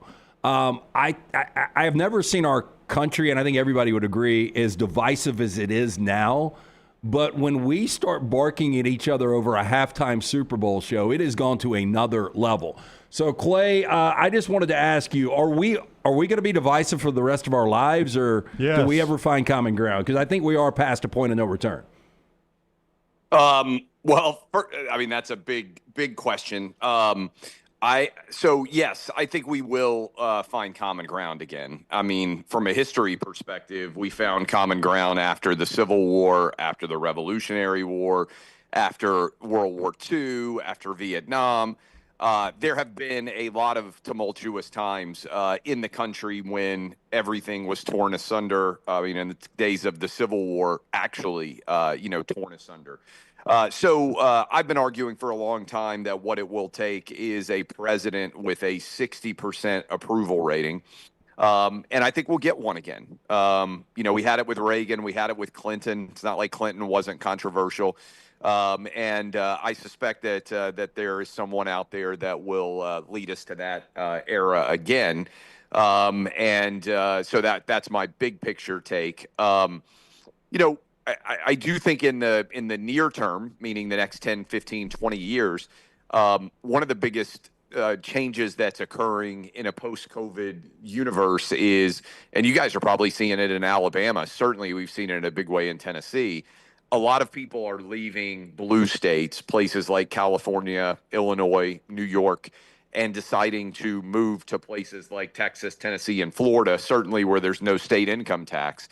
I think that has really kind of created its own ripple effects inside of those states. I mean, I think I saw that Alabama was one of the 10 biggest growth in population states in the past year. You guys may or may not have seen that. You can Google it. I'm pretty sure that it was. And all 10 states that are growing the most were states that Trump won. And most of them were states that Trump won comfortably.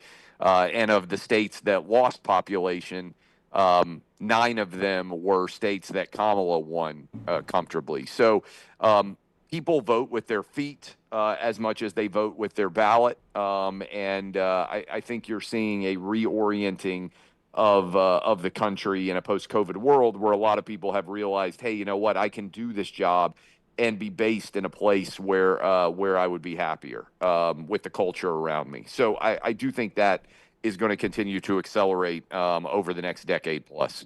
Clay Travis with us on the Alexander Shinara Trial Attorneys Hotline. The NCAA has too often found themselves, I would say too often for their taste, found themselves in court lately But they got a rare win in Tuscaloosa yesterday when a judge did not allow a preliminary injunction for Charles Bediako, and now Bediako will no longer play for Alabama. Number one, were you surprised to see them to get the win in this? And number two, where do you think this goes in the future as far as the NCAA drawing a line on one subset of guys that have played professionally being eligible and one group not being eligible? I was a little bit surprised at the ruling just based on the jurisdiction of where the ruling was, and it basically required one judge in a community to overrule another judge in a community right in the backyard of Alabama. But I think the second judge got it right. And look, I mean, to me, what we're going to ultimately have to have is some sort of collective bargaining agreement or antitrust exemption that puts in place a firm set of rules that are applied equally and fairly across all of college landscape. So I think for most people, the idea that you could leave, go through the NBA draft, play for multiple different G League teams, and then decide you were going to return to college basketball was a bridge too far. If you're asking, me, Clay Travis, what policy, what perspective should be in place, here would be my answer, right? You get 5 years to play for, period. You get, when you sign out of high school, you have to stay at the school you signed with for 3 years. You get an added year of 4 if you fulfill your academic requirements and do a good job and stay eligible for 3 years.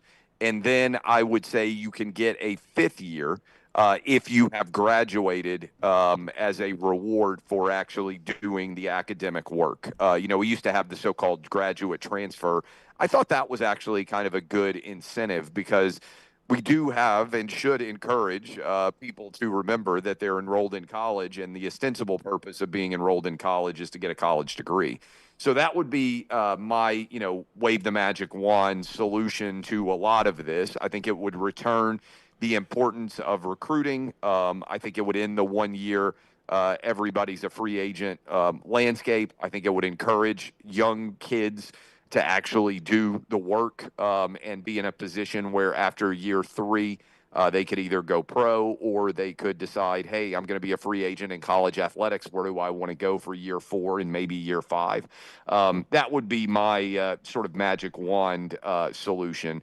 I also think they're going to have to figure out what the rules are as it pertains to European or foreign players going pro at 18 or 19. Remember, in Europe, all of these and a lot of the basketball teams, I think, are now connected in a similar way to what soccer does, but they have these academies.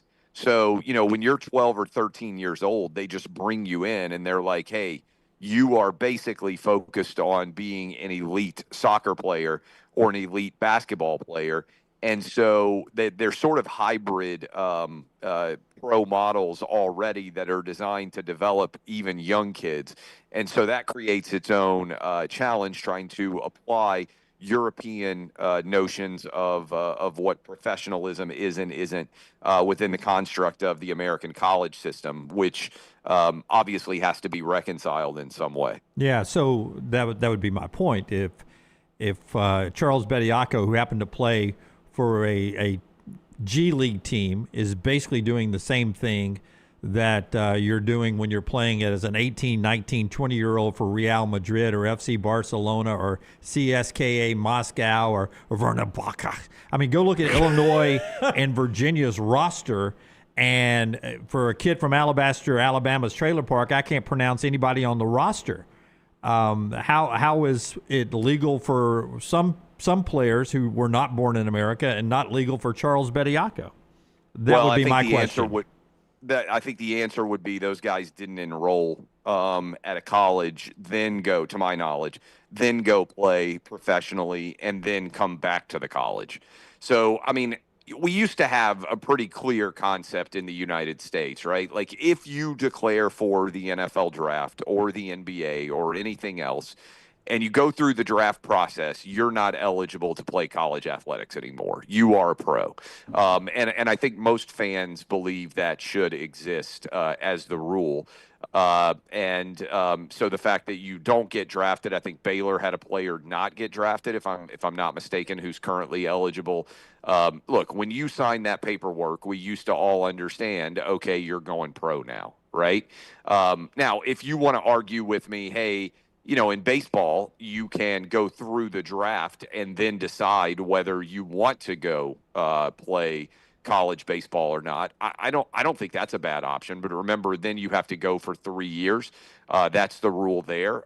If the NBA wanted to say, hey, 18-year-olds are eligible and everybody wants to put their name in and see if they get drafted or not, and if they don't, or even if they do and they don't like their offer, then they can go pro, I'd be fine with that. But the idea of going to college, playing, basically auditioning for the pros, leaving, putting your name in the draft, getting drafted, playing for multiple minor league teams, I think that was a bridge too far for most people.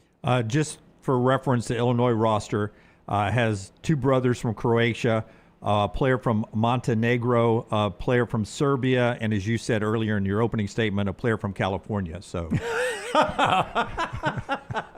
Clay, well played. Well played, Jeff. Yes, well played. Yes. I don't know how much you enjoyed the Super Bowl. I don't know what your position on the Super Bowl was. But 29-13, Stephon Diggs, relatively quiet, 3 grabs, 37 yards. But Stephon Diggs, like the off-field stuff, and I don't know if you paid attention to any of this, but, 6 different kids from 6 different women, and him and Cardi B have this blow-up. He gets caught allegedly bringing another girl into the hotel at the Super Bowl. She had front row seats, by the way, on game day.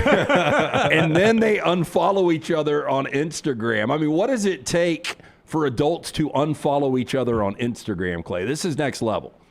Okay, so first, far be it for me to give advice to Cardi B on relationships. Yes. But let me just toss this out there. And, I don't know how many women are listening, but if a guy has 6 kids by 6 different women, what makes you think, hey, once he's with me, he's not going to stray? Right. I mean, I would just say the odds, I don't think that you could be the greatest partner of all time if Stephon Diggs has already got 6 kids by 6 different women. Hey, Clay, let me stop you real quick. In 5 by 5 different women within the last 2 years. Ooh, let's get after it. Well, first of all, anybody who's had kids knows this to be true. Imagine the amount of unprotected sex you have to be having to have that many kids. You literally have a lot of balls in the air. Yeah. Either Stephon Diggs is the most fertile man in the history of the world, and it's he's got 100% pregnancy rate, or he's putting himself in a position where he's just running around like crazy. I mean, like Nick Cannon style. And look, I mean, those UTIs at a next level right now for some of these women out there. Yeah, and by the way, also, people are going to blame Stephon Diggs, but again, I come back to the women. If he's got 4 kids by 4 different women, why would you want to be 5? And I mean, I think the answer is because he's so wealthy that in theory he can take care of all those kids. This is getting into the weeds of the law, but there's a child support formula in most states, and a lot of women come out very well when a guy, like Stephon Diggs is making millions of dollars a year in terms of what his child support obligations are. Honestly, I hope that he's being smart with his finances, because clearly he's not being particularly smart when it comes to fathering kids. And my concern would be, what is Stephon Diggs, 31 or 32 at this point? Probably, yeah. The number, that wall that you hit where suddenly you're 34 years old and you go from making, whatever it is, $5-6 million a year at least, to there's no options, right, for you to even make $500,000 because your skill set is such that it's very hard to ever make back the money that you made. And so the lifestyle can catch up in a hurry when you go from huge salary to comparatively normal salary almost overnight. Yeah, one side has him have made $60 million in his career, and his net worth is 12.5. That's just one site, not confirmed. He's a spender. Yes. Well, I mean, to me, I don't want to be the guy, but the tax guy here. But $60 million, and by the way, he's probably made some endorsement money and everything else. But let's just say he's made 60. I bet half of that is gone for taxes, agent fees, all those different things. Knocks you down to 30. And then if you're, living a profligate, I think is the way you pronounce that word, lifestyle, you're spending a lot of money. I always look at, this is me being, the dad. I talk to my boys a lot about the money that you spend that never returns and the money that you invest, right? And so fixed costs to me is a huge thing. And it's like, hey, what are your fixed costs that vanish? If you go to a nightclub and you spend $10,000, that money's never coming back. If you buy a $100,000 car, it's worth $50 when you drive it off the lot. If you put $10,000 in S&P 500 funds every 10 years, that's going to double for the rest of your life, right? So there's different ways to allocate dollars. I hope he's been smart with it. He is Clay Travis, founder of Outkick. You see him on Fox as well, at Clay Travis on social media. Clay, thank you for the time. Have a great week. Hey, appreciate you all. Thanks a lot. All right, buddy. Clay with us on the Alexander Shinara Trial Attorneys Hotline. Correction, $60 million is his current deal with the Patriots. He's got $155 in his career. And his net worth is 12? And one site had his net worth at 12. Others vary on that. That's a problem. That is, if he's made 155 and his net worth is 12. Yeah. Now, I don't know how dependable those things are. We use them a lot on the show, but I never know. Yeah, we go to them frequently on the show. I would say they're not very accurate. Seems like a really nice guy and apparently great at dinner conversation. That's Clay with the show being brought to you Apparently by. He's got some game. He does, yeah. Our show being brought to you today by our friends at Inverness Country Club. If you got some game, whether it's on the golf course, tennis court, in the pool, that season's not far away. Inverness Country Club offers a lot of stuff for you. Yeah, make 2026 the year of the country club membership with our friends at the Inverness Country Club. You're going to be playing a lot of golf this spring and summer. Sell the wife on the fact that, hey, look, I've got golf here, but we've got the social membership. We've got an incredible state-of-the-art fitness center. We've got fine dining, just a fantastic place. Memberships that fit everyone. And the wife is really going to love this. Child care, also such a big plus. You and your wife on a day of golf or tennis, guess what? You can drop the kid, go have yourself a day on the court or course, dinner with friends, knowing your kid is safe on site. Massive plus. Maybe you work from home. What about working from the club while they watch your kid? Take a tour of the unbelievable club today. Call Aaron, tell the next round sent you. 205-991-8608 or online, iccalabama.com. Hey, and our friends at Storm Restoration Roofing, Greg from Pell City. First things first, free no-cost roof inspection. That's very simple, right? Free no-cost roof inspection when you call this number, 205-542-3531, or go to his website, stormrestorationroofing.com, or look him up on Facebook, Greg from Pell City.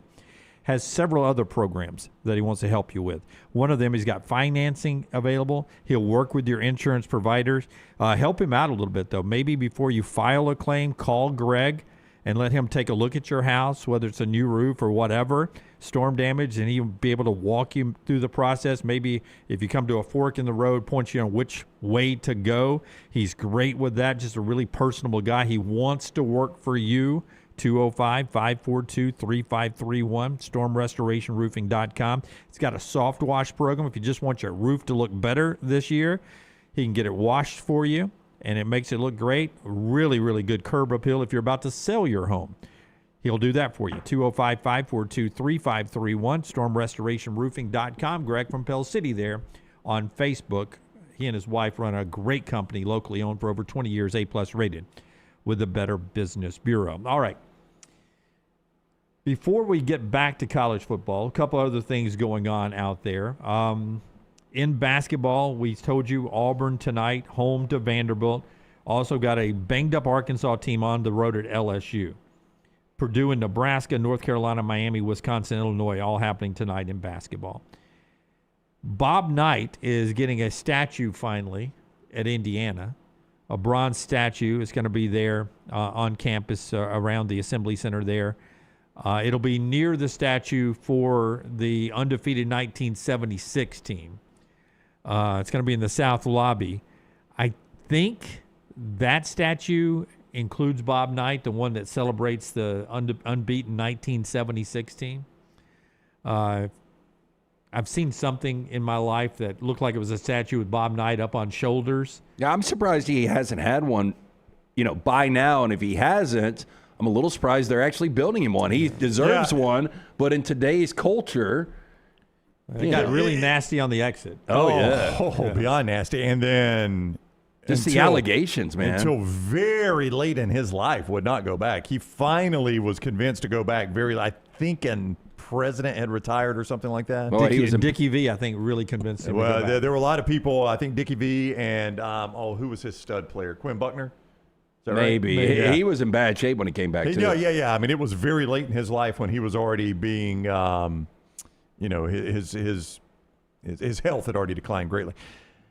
I can't think of a more accomplished coach with a more complicated situation at their school. Can you or franchise or program? Can you guys? I cannot. I've always. I mean, Belichick now, but it's. I don't know if it was this complicated. So there's the statue that honors the 76 team, and is that Bob Knight holding the trophy, or no? That's just players.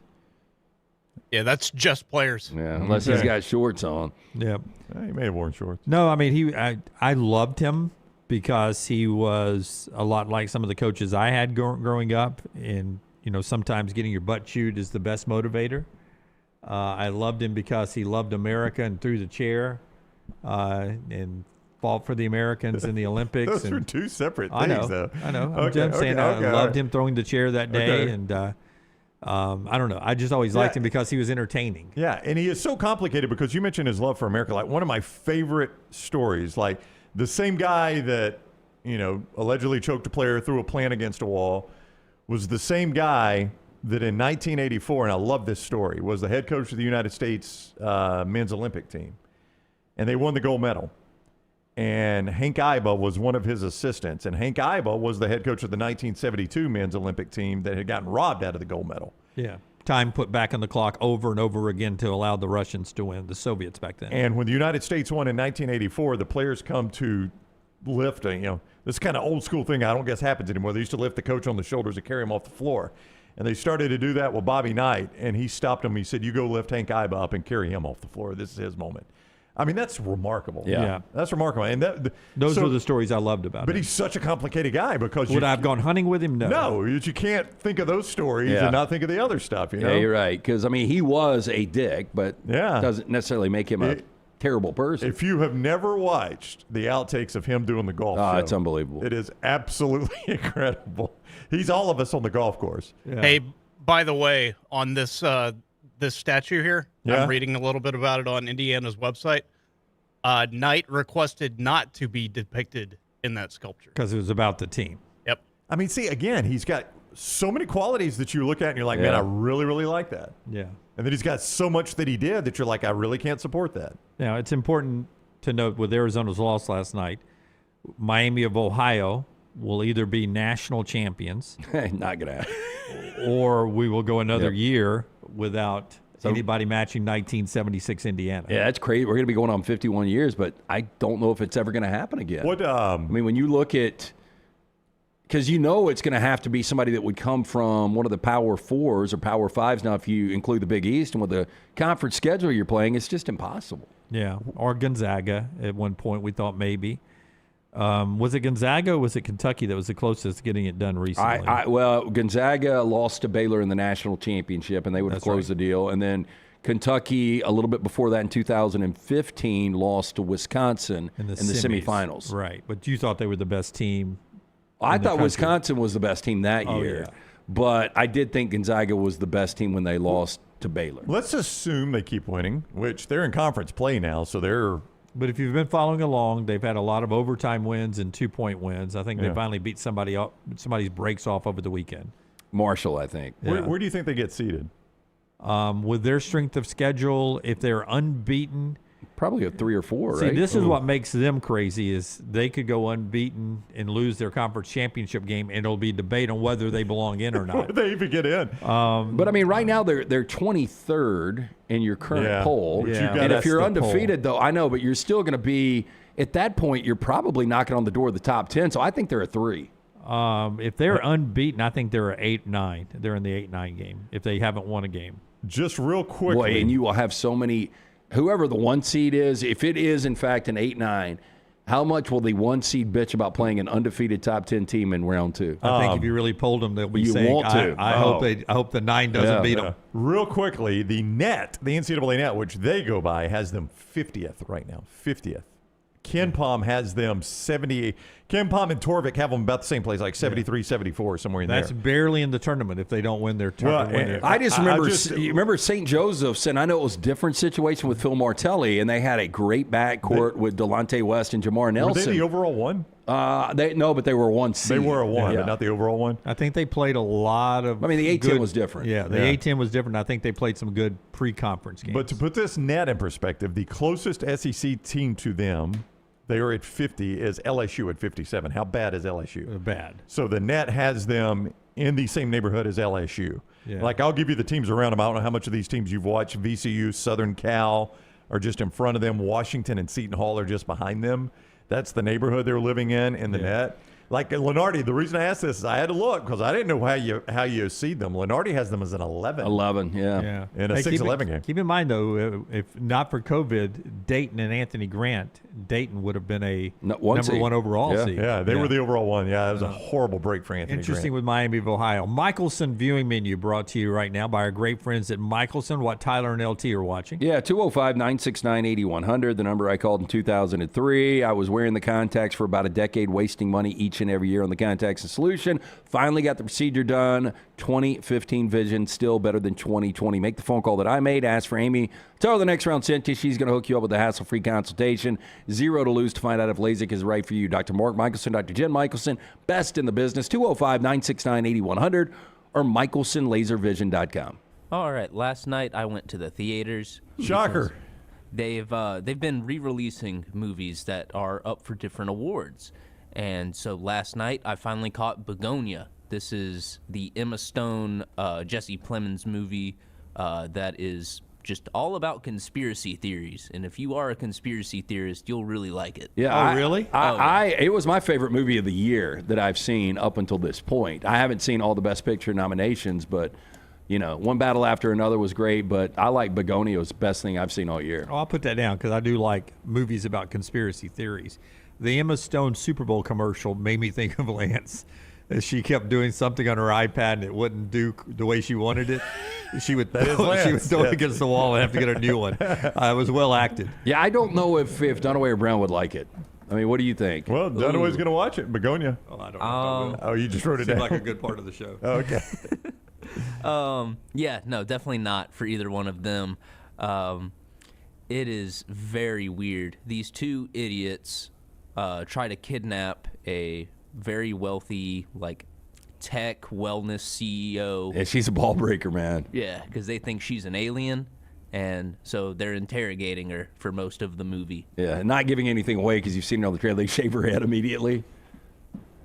Yep. It's great acting, and it's just such a unique concept. And back to the conspiracy theories, I just thought it was really, really well done. I like her. I think she's a really good actress. Oh, she's a great actress. Yeah. Yep. A lot of people, I think, would call her the best working actress today because anytime she steps into a movie, awards conversations immediately start up. Next up, 6 p.m. on AMC. Brown, you've got to do something for me. It's Jurassic Park. Yes, it's Jurassic Park. Yeah. Finally watch it, please. It'll make the Super Bowl commercial from Infinity better. Yeah, I saw that commercial, and you'll understand it. At least I'll understand it more. See, when Xfinity You uncomfortably laughed. That's a good one right there. I like that one. I'm not saying it.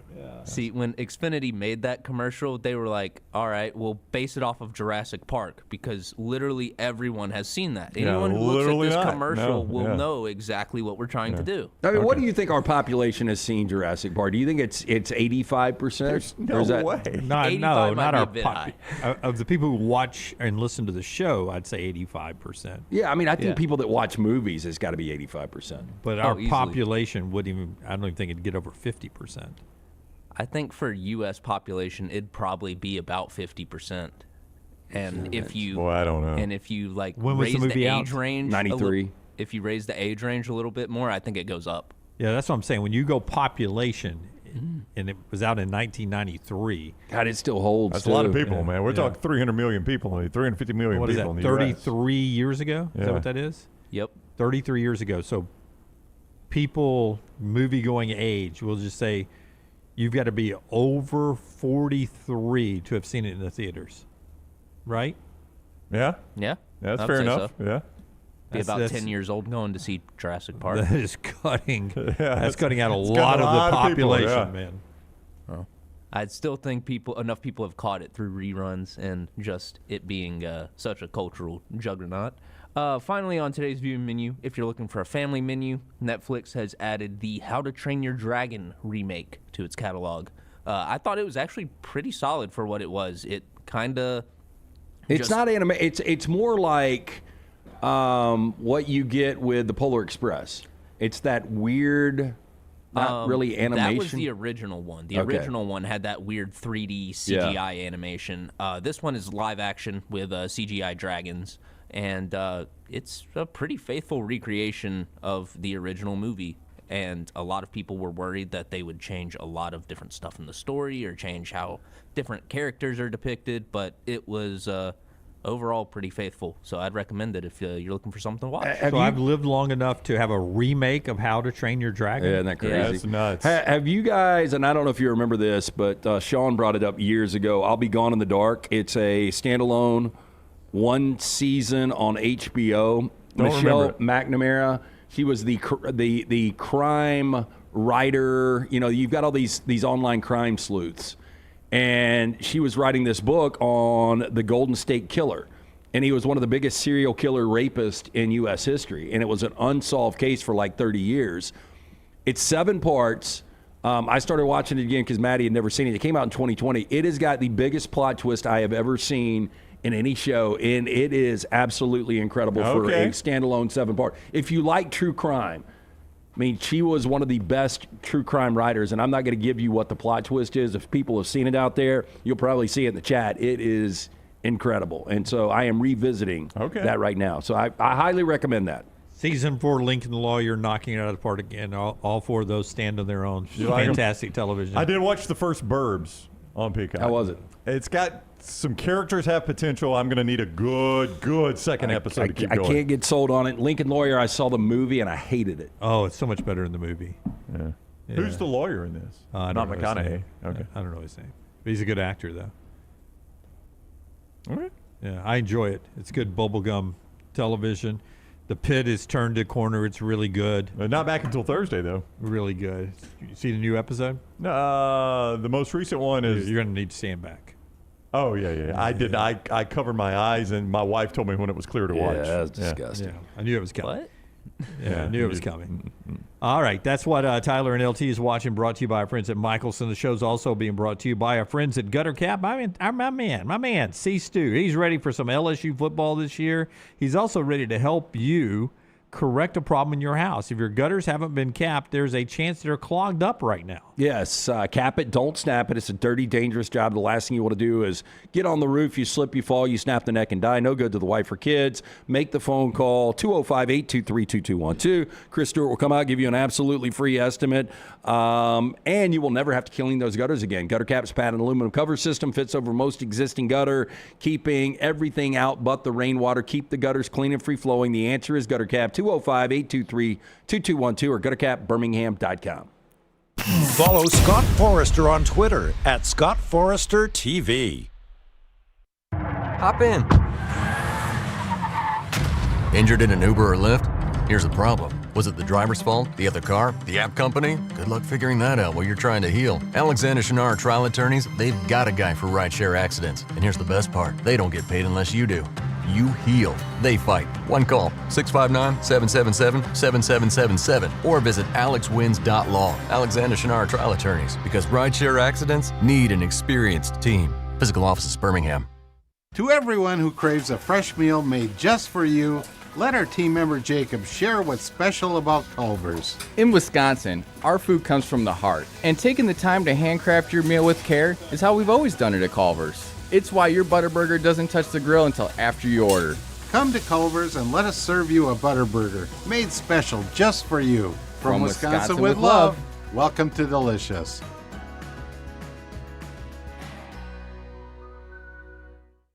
At Central State Bank, we are large enough to serve you and small enough to know you. Manage your money with ease, whether it's mobile banking, hassle-free checking, competitive loans, business solutions, or personalized financial advice. We're your hometown bank with big-time service. Visit us today and experience banking made simple, because at Central State Bank, you come first. Member FDIC. Hey, let me tell you about our friends at Urology Centers of Alabama. Compassionate and comprehensive urological care with 35 physicians, 17 locations across Alabama. Their patient-centered approach to all of your urological needs. Remember, they've got that new men's health center. It is beautiful, helping men with a wide range of sensitive male issues in a comfortable environment. You can always go online, visit urologycentersalabama.com, schedule an appointment with one of their many urologists today. Hey, there's nothing worse than waking up to a plumbing problem. Don't get caught in a flooded house. Call the guys at Hemp Hill Services. Adam, Chad, and the team at Hemp Hill are the only ones I trust to fix it and fix it right the first time. Hemp Hill Services does it right and always at a fair price. For all of your plumbing, cooling, and heating needs, trust the name that Birmingham has trusted since 1954. That is Hemp Hill Services. Call now, 205-229-2090. That's 205-229-2090. Storm season is here. Make sure you have a plan of action in place right now. Greg from Pell City and Storm Restoration Roofing should be your first call when storms hit. Insurance companies love working with Storm Restoration Roofing because of Greg Nelson's name and reputation in the industry. When storms hit, call Greg Nelson. He's local, 205-542-3531. He's the home of the free no-cost roof inspection. Greg from Pell City on Facebook, 205-542-3531. It's Storm Restoration Roofing. Hey guys, Valentine's Day right around the corner. Why go out and battle the crowd at restaurants when you can have the best meal right there at home from our friends at the New York Butcher Shop? Right now, the Valentine's Day special, 2 certified Angus beef fillets, 2 twice-baked potatoes, fresh salad for 2, yeast rolls. The Choice, $69.99. The Prime, $79.99. Available for pickup Thursday, Friday, and Saturday. Make the call. Cahaba Heights, 205-970-7300. Greystone, 205-703-8825. The New York Butcher Shop. Rare quality, well-done service. It's bow time. The Bojangles Chicken Rice Bowl is back. Get dirty rice, slow-cooked Cajun pintos, cheese, and your choice of chicken for just $7.49. But order now. It's only here for a limited time. It's bow time. It's bow time. The Bojangles Chicken Rice Bowl is back. Get dirty rice, slow-cooked Cajun pintos, cheese, and your choice of chicken for just $7.49. But order now. It's only here for a limited time. It's bow time.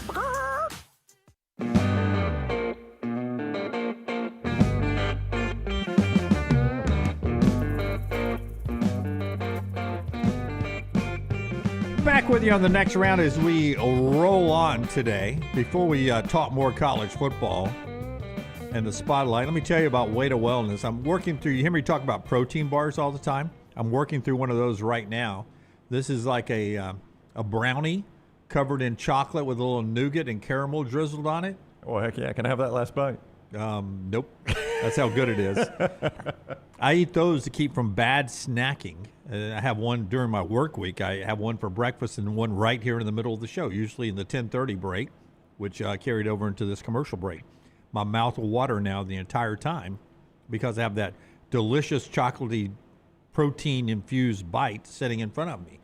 That's one way I lose weight and keep it off with our friends at Way to Wellness. They have a variety of different ways to help you. It's our friend Leslie and her board-certified team. There's no contracts. There's no sign-up fee, and your first consultation is absolutely free. Injection therapy that helps a lot of people jumpstart their weight loss, and also meal replacements and these protein bars the way I do it, a variety of different ways. It works. It works. It works. It works. It's Way to Wellness, aplanforme.com. The College Football Spotlight. Our guy Alexander Shinara brings you the Shinara Spotlight every single day. Every single day on this show, we talk a little college football thanks to our friend Alexander Shinara, Trial Attorneys. You find yourself in need of an attorney, the first place you go is Shinara.com. You don't pay a dime unless they win your case with Alexander Shinara, Trial Attorneys, Shinara.com. His mission? Create a firm that can handle anything his community faced. Check.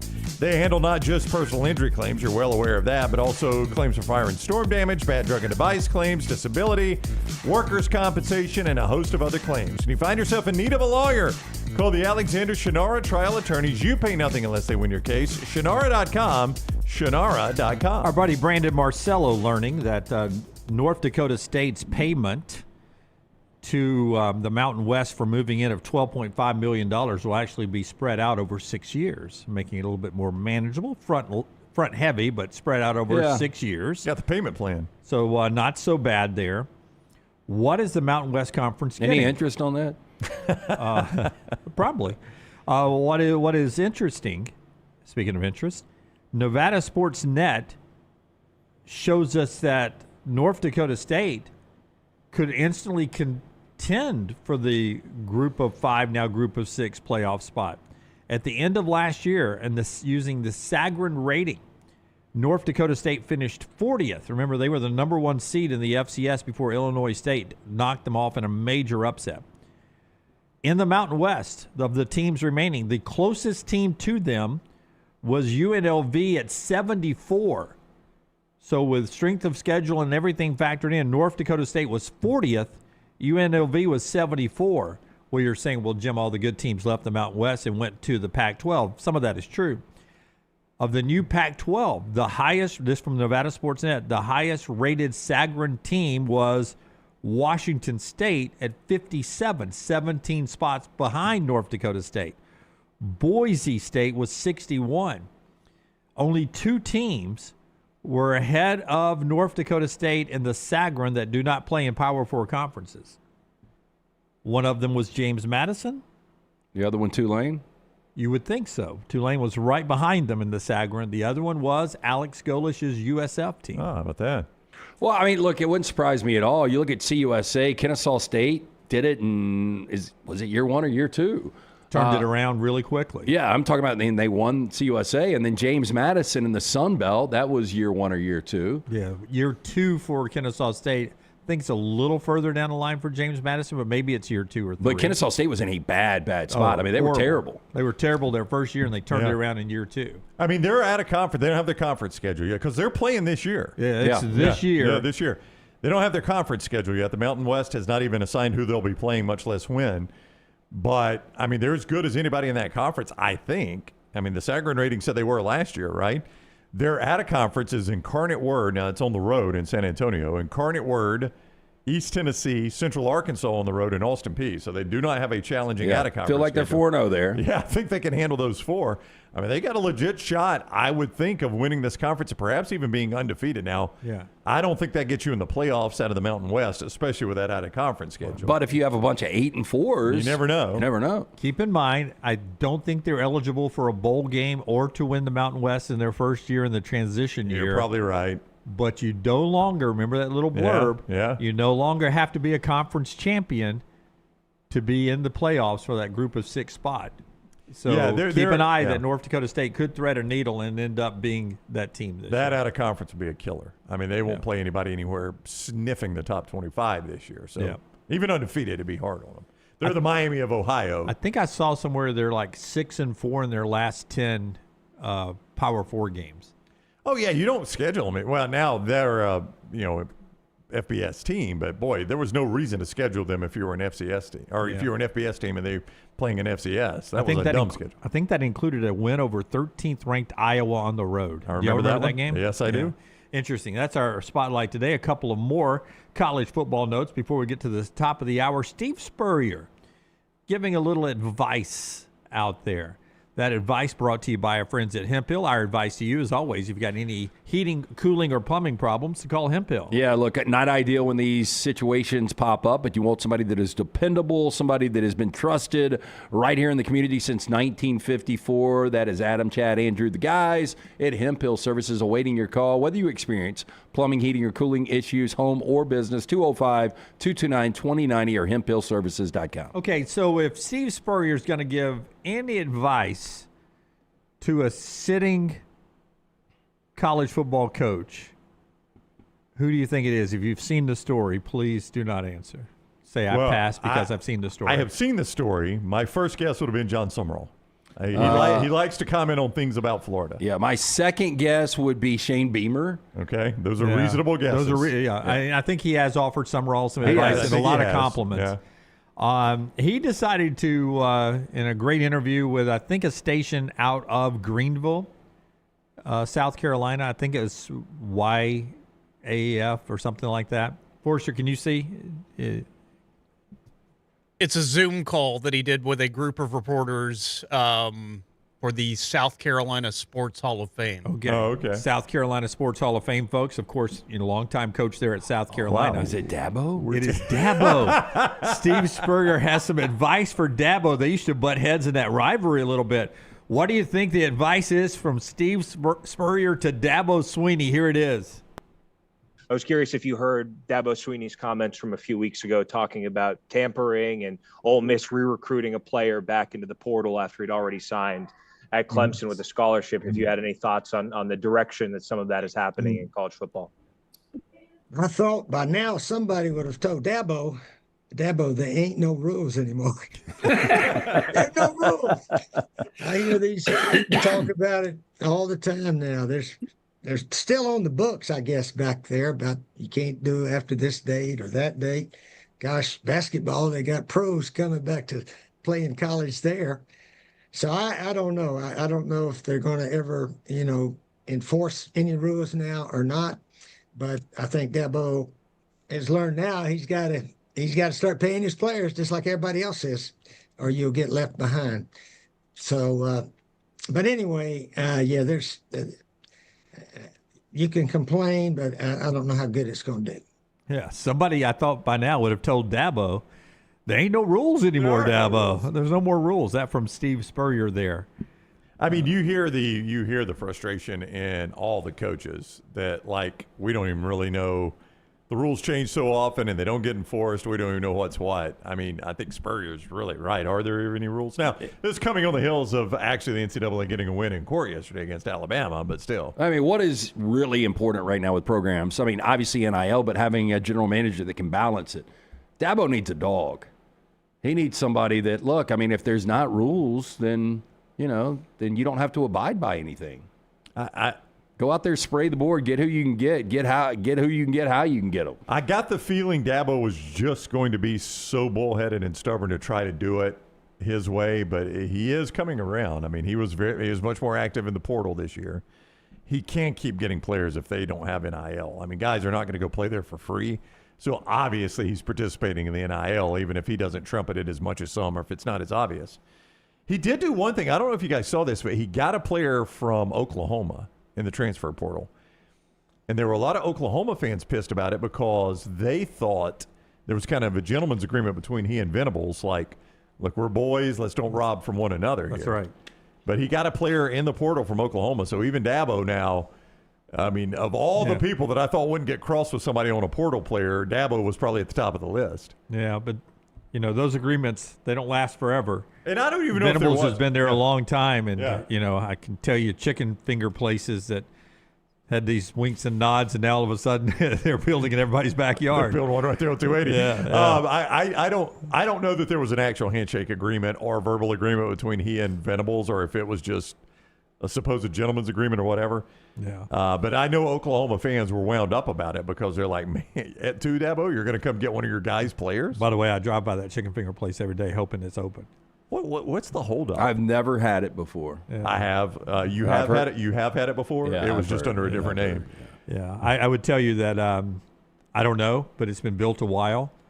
I don't know. I mean, it's like March 1st, I'm told. It's like they built. I know. Every time I see pictures of their fingers, they look so sad. And so really? I don't know if I'll even try that new place. That's because you're used to looking at Champy's fingers. That's right. Exactly. No, they're not Champy's. Which usually have championship rings on them. Yeah. But I'm just saying, like, they built it and then it's empty every time I pass. It's like there's not even any activity there every time I drive by it. I expect to see their logo on a SEC jersey at some point. Oh, there will be. Yes. All right. So there are 6 programs that threaded this needle this year. This from our friends at On3 Sports. And I think this could be significant. Is this football? It is football. I would say that they're leaving one category out of this two-prong analysis. 6 programs that had a top 15 traditional recruiting class, high school recruits, and a top 15 portal class. Now, the one metric I think they should put in there to make this a legitimate stat is top 15 retention of your current roster. Because I think Alabama, Georgia, teams like that shouldn't be judged in this category because I think they did a good job of retaining their roster. I mean, They've I been agree. recruiting great high school players. So if I'm Alabama or Georgia, LT, I can't be judged on or shouldn't be judged on my portal class in that good because I didn't need a good portal class. Right. I mean, if you've got a roster that's younger and you've got 70 of your 85 guys you want to retain and you're able to retain 65 of those guys and you believe that you would rather develop the guys that already know your culture and your system. Because you've already recruited good players for 2 or 3 years. Why would you be punished for that? That doesn't make any sense, especially if you are a player on the national scene, which, to your point, Alabama and Kalen DeBoer just won a playoff game. Yeah, and Georgia obviously has been to the playoffs. LSU is 100% on this list. LSU is 100% on this list, 12th in traditional recruiting, 4th in the portal. So they're top 15 in both of those metrics. Now, their roster retention would not be good. They would not make top 15 on roster retention, so they would be out of my three-prong system. Yeah. On 3 does 2. Well, I tell you, Lance, I want to say Ohio State, but I don't think they did particularly well in the portal, so I don't think they're going to be in this. I wouldn't say Ohio State. I would not on the list. I want to say Indiana, but I don't know that they recruited well enough. They didn't recruit well enough, I don't think. Not on the list. Yeah. I think Miami is on this list. Miami is on the list, 8th in traditional recruiting, 14th barely in the portal, at least right now. More time to work. 8 and 14 of the two-prong. And their retention, that would be close. I think they kept quite a bit of their roster. Remember, they kept their running back room intact. They lost their running back coach to the Arizona Cardinals, but they kept their running back room intact. Lose a quarterback, got a lot of their receivers back. I think they did okay in retention as well. This is going to get tricky. I am going to say the Texas Longhorns are on this. Texas Longhorns are on the list. Dang. 10th in traditional recruiting, 10th in the portal. You're 3 for 3, by the way. Is A&M? And I think Texas would, on my 3-prong, would be in there. I think their roster retention was really good. Yeah. Is A&M in there as well? A&M is in there, Yeah. higher than Texas. 7th in traditional recruiting, 3rd in the portal. And I think they actually did a pretty good job of roster I think retention so, as yeah. well. So, I mean, Miami, Texas, Texas A&M, I don't think it's going anywhere. I got would take a 2 flyer left. on Oregon. Oregon's going to be your first miss, not on there. I don't know if it's in, I don't know which one they miss. Probably If they are portal. outside 15. Yeah. Yeah. So we've got LSU, Texas, Texas A&M, and Miami. Those are the 4 we've got. I mean, I know this USC is there. I don't think they're there with the portal. They're definitely there with the recruiting class. They're not in there. Okay. One of these is my sexy pick to win the national championship. Notre Dame? Notre Dame. Number 2 in traditional recruiting, number 9 in the portal, and a really good roster and retention. So we need one more. You need one more. Is it way off the board? Off the board. Is it Texas Tech? I was going to say Texas Tech. I don't think they recruited well enough, though. Off the board currently, but a named power Okay, so friend, not Texas friend Tech. of the show. Not Texas. Name power friend of the show. Florida? Florida. Yeah. John Summerall, 14th in high school recruiting, thrown together late, higher recruiting class, 12th in the portal, so he makes it on there as well. I don't know where he'd be in roster retention. So A&M, Texas, LSU, Notre Dame, Miami, and Florida. Six teams, top 15 in recruiting traditionally and in the portal this year. A lot of Southern teams there, I've noticed. And for me, roster retention, A&M, Texas, Notre Dame, and Miami separates even ahead of LSU and Florida, in my opinion. Do you think one of of those 6 wins the national championship this year? Well, you've eliminated the whole Big Ten right Well, there, I Lance. would take it down to 4 of the 4 that I think hit the roster retention too. So my 3-prong system of Texas A&M, Texas, Notre Dame, and Miami, I'd feel really good about that group of 4.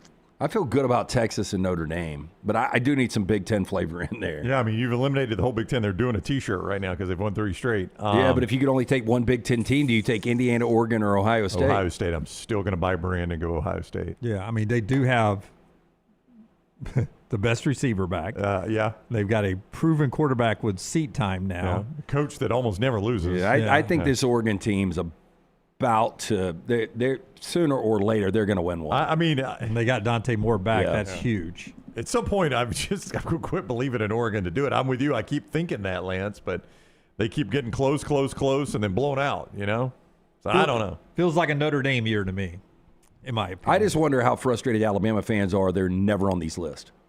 They are not anymore. And as I mentioned this going into last season, and it's even more this year, that big elite recruits, if it's 3 stars, I don't pay attention to it. If it's 4 stars, I look who's recruiting and stuff. The best of the best, when they narrow the list down, used to, if they narrow it down to 4 or 5, Alabama was always included. Now it's probably every other one Alabama's included on. That's been the biggest change for me as I watch that. Well, I think the key for Alabama moving forward, and I would probably say the same of Auburn, though they made a splash in the portal at quarterback this year, and Auburn has had to go to the portal for quarterback a lot, and they're 0 for 2 right now, frankly. I think the key for Alabama is they have got to hit really, really well in quarterback recruiting, because you get those for a cheaper price most of the time than you get the portal quarterback if you need high-end quarterback. Alabama has yet to have to go to the portal for quarterback. They have used their homegrown guys and their recruited guys, and that allows you maybe don't finish number 1 in the portal because you don't have that high-end guy, but it allows you to spread your money a little bit better on places you need, and you don't have to spend as much on quarterback. The expectation for this team, though. So Kalen DeBoer's first year, preseason, they were number 5. Last year, they were preseason number 8. Oh, it's dropping fast. This year, it's like, I think they're going to be like 17, 18, 19. Yeah. So, there's just not a huge expectation anymore. For Alabama fans, there are. More importantly, they're going to be projected probably 6th, 7th in the SEC. Yeah. And I thought about this, too. I don't know if you guys would agree with this. There was a moment in time, because Saban had won so many championships that you could ask an Alabama fan, would you rather have your first in basketball? And a lot of them would say, yeah. I think that's probably flipped back around. I think Alabama fans are so hungry. It's been since 2020. I need to get football back. Yeah, I really think that they would say that now. They know we're in a good spot. Fun product to watch. We were in a Final Four and an Elite Eight in back-to-back years. Give me my football back. I want my championship. If I can win a college football championship on January 25th, I've only got to put up with basketball February, March. Basically football takes me all the way to January. I don't know why from 92 to 2009, there were some really bad years, but it seemed kind of normal that Alabama had gone that long without a national championship. This doesn't seem normal now. Yeah. And you feel like if DeBoer could do it, then that could sort of unlock him to where he'd do a string of them.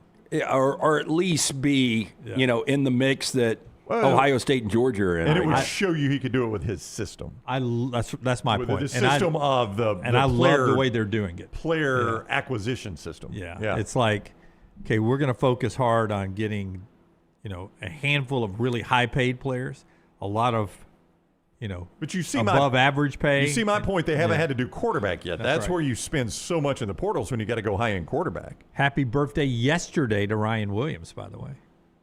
I brought that up in a meeting we had yesterday. Were you in there? Yeah, that it was his birthday. I was like, he's 19, but not worthy enough to be on our 4 downs. Yeah. 19. It's the third season of college football coming up before he's 20 years old. All right, that's a little college football. When we come back, we'll set the table again for Auburn playing host to Vandy tonight, and more college football and some NFL conversation as well. All that on a show that's being brought to you today by our friends at Michelson Laser Vision LT. 205-969-8100. Dr. Mark Michelson, the first to perform the laser procedure in the state of Alabama way back in 1995. I got the procedure done in 2003. If you wear contacts or glasses, you owe it to yourself just to find out if you are a potential candidate for the LASIK procedure. 205-969-8100. Very important. Ask for Amy. Tell her the next round sent you. She is going to hook you up with that hassle-free consultation. 0 to lose to find out if LASIK is right for you. 205-969-8100 or michelsonlaservision.com. We interrupt this program for breaking news. From the gators of the litigation situation. Insurance companies have a playbook. I repeat, insurance companies have a playbook. Deny, delay, defend. They know which law firms will fold and settle cheap. They are not on your side. That's corporate greed at work. At Alexander Sonara Trial Attorneys, we fight back. We have the resources, the muscle, and the will to take them on. And you don't pay a dime unless we win. They fight dirty. We fight hard. Call 659-777-7777 or hit up alexwins.law. Physical office location, Birmingham. To everyone who craves a fresh meal made just for you, let our team member Jacob share what's special about Culver's. In Wisconsin, our food comes from the heart, and taking the time to handcraft your meal with care is how we've always done it at Culver's. It's why your Butterburger doesn't touch the grill until after you order. Come to Culver's and let us serve you a Butterburger made special just for you. From Wisconsin with love, welcome to Delicious.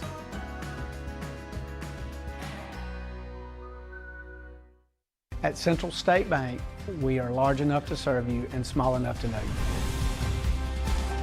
Manage your money with ease, whether it's mobile banking, hassle-free checking, competitive loans, business solutions, or personalized financial advice. We're your hometown bank with big-time service. Visit us today and experience banking made simple, because at Central State Bank, you come first.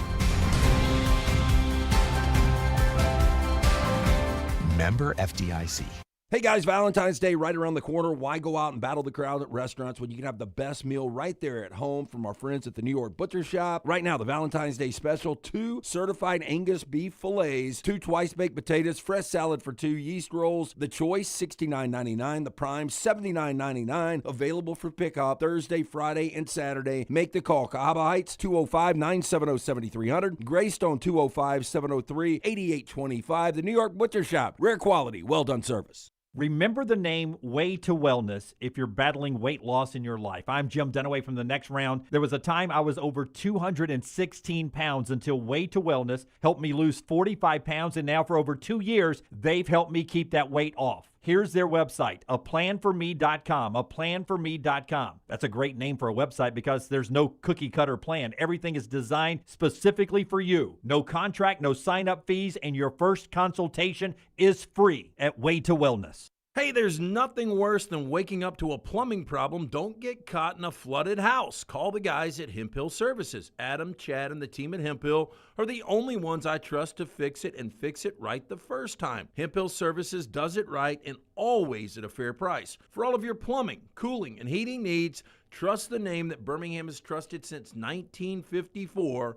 That is Hemp Hill Services. Call now, 205-229-2090. That's 205-229-2090. Remember the name Way to Wellness if you're battling weight loss in your life. I'm Jim Dunaway from The Next Round. There was a time I was over 216 pounds until Way to Wellness helped me lose 45 pounds, and now for over 2 years, they've helped me keep that weight off. Here's their website, aplanforme.com, aplanforme.com. That's a great name for a website because there's no cookie-cutter plan. Everything is designed specifically for you. No contract, no sign-up fees, and your first consultation is free at Way to Wellness. It's bow time. The Bojangles Chicken Rice Bowl is back. Get dirty rice, slow-cooked Cajun pintos, cheese, and your choice of chicken for just $7.49. But order now. It's only here for a limited time. It's bow time. It's bow time. The Bojangles Chicken Rice Bowl is back. Get dirty rice, slow-cooked Cajun pintos, cheese, and your choice of chicken for just $7.49. But order now. It's only here for a limited time. It's bow time. Jim Dunaway, Lance Taylor, Ryan Brown. Live from the Birmingham Racecourse Casino Studios, The Next Round, presented by Bud Light, is on now.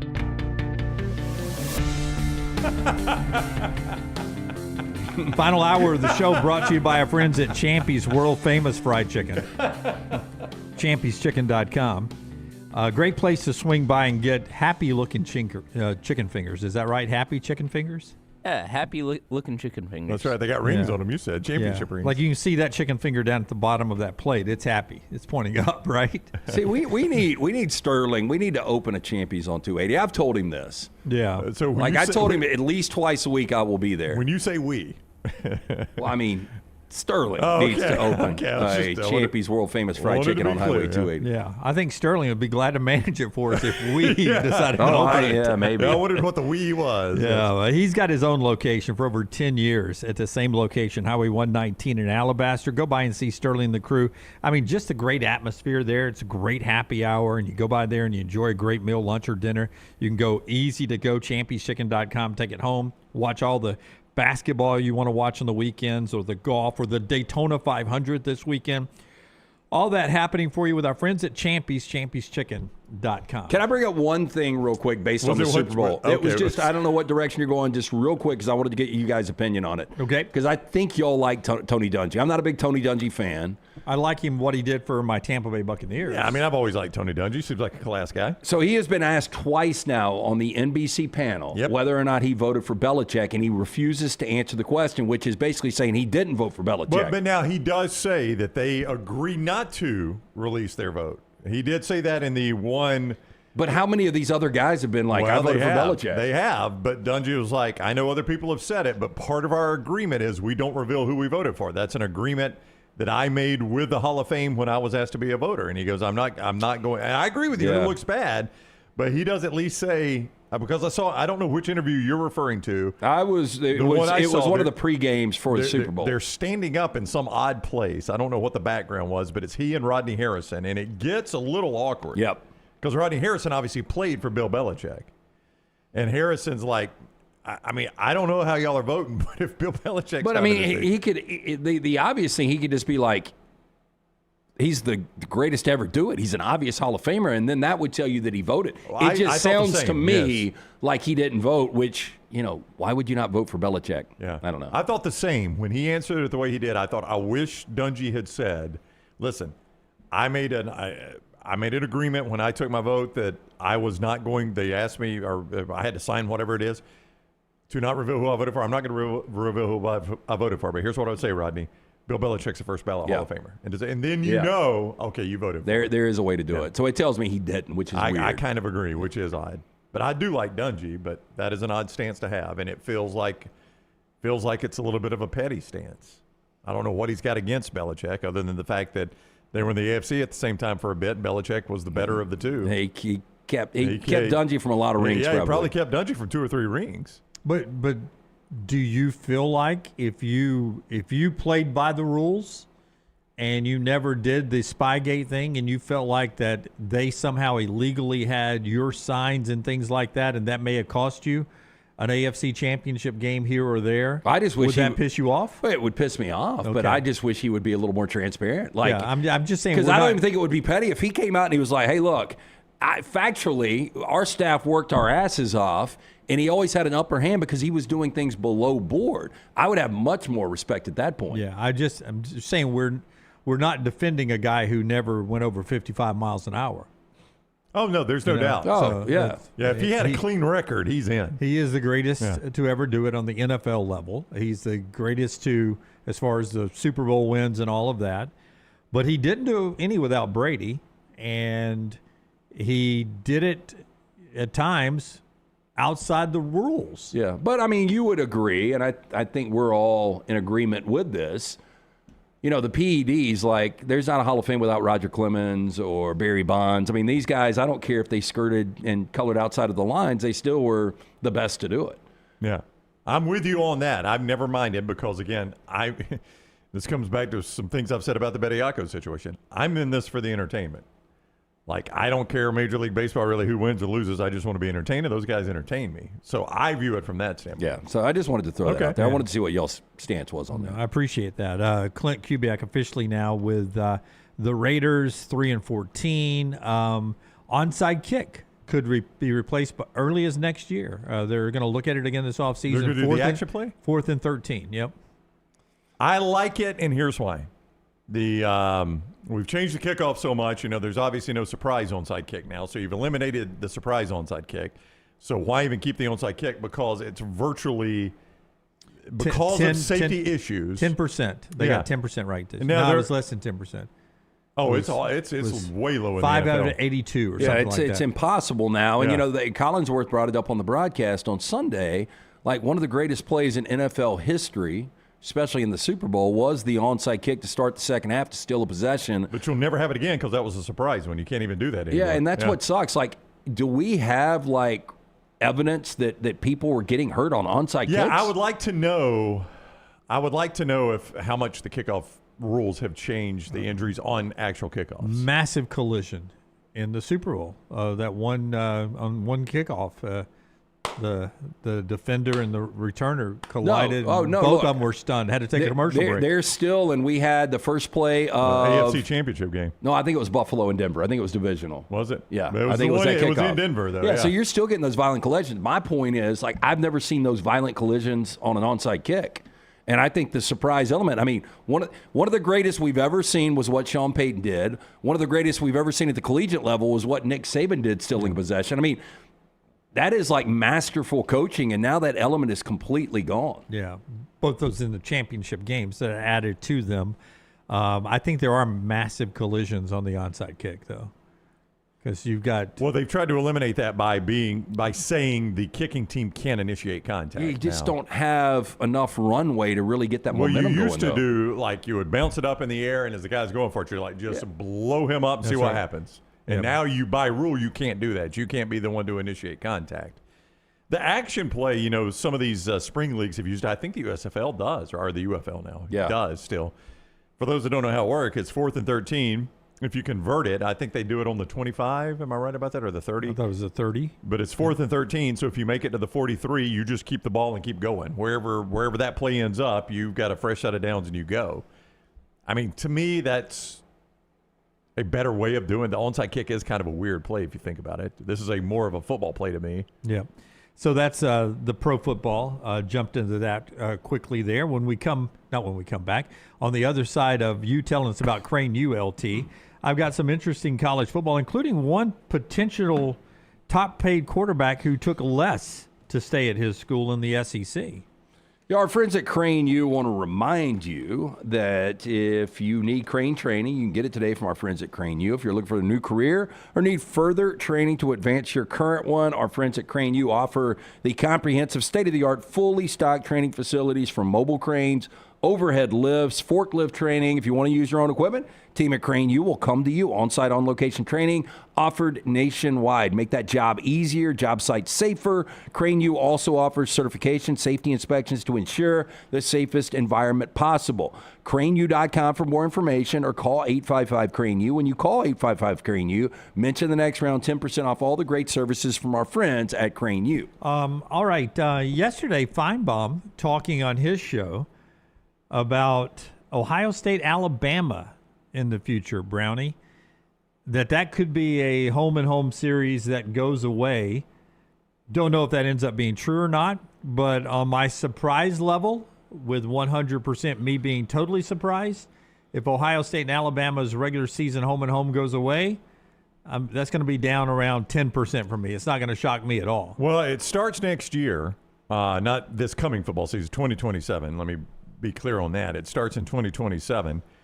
And Paul is saying don't be surprised if that one goes away. So 2027 was set to be in Columbus. The only thing is Alabama's only other game right now at a conference that I'm aware of is Marshall.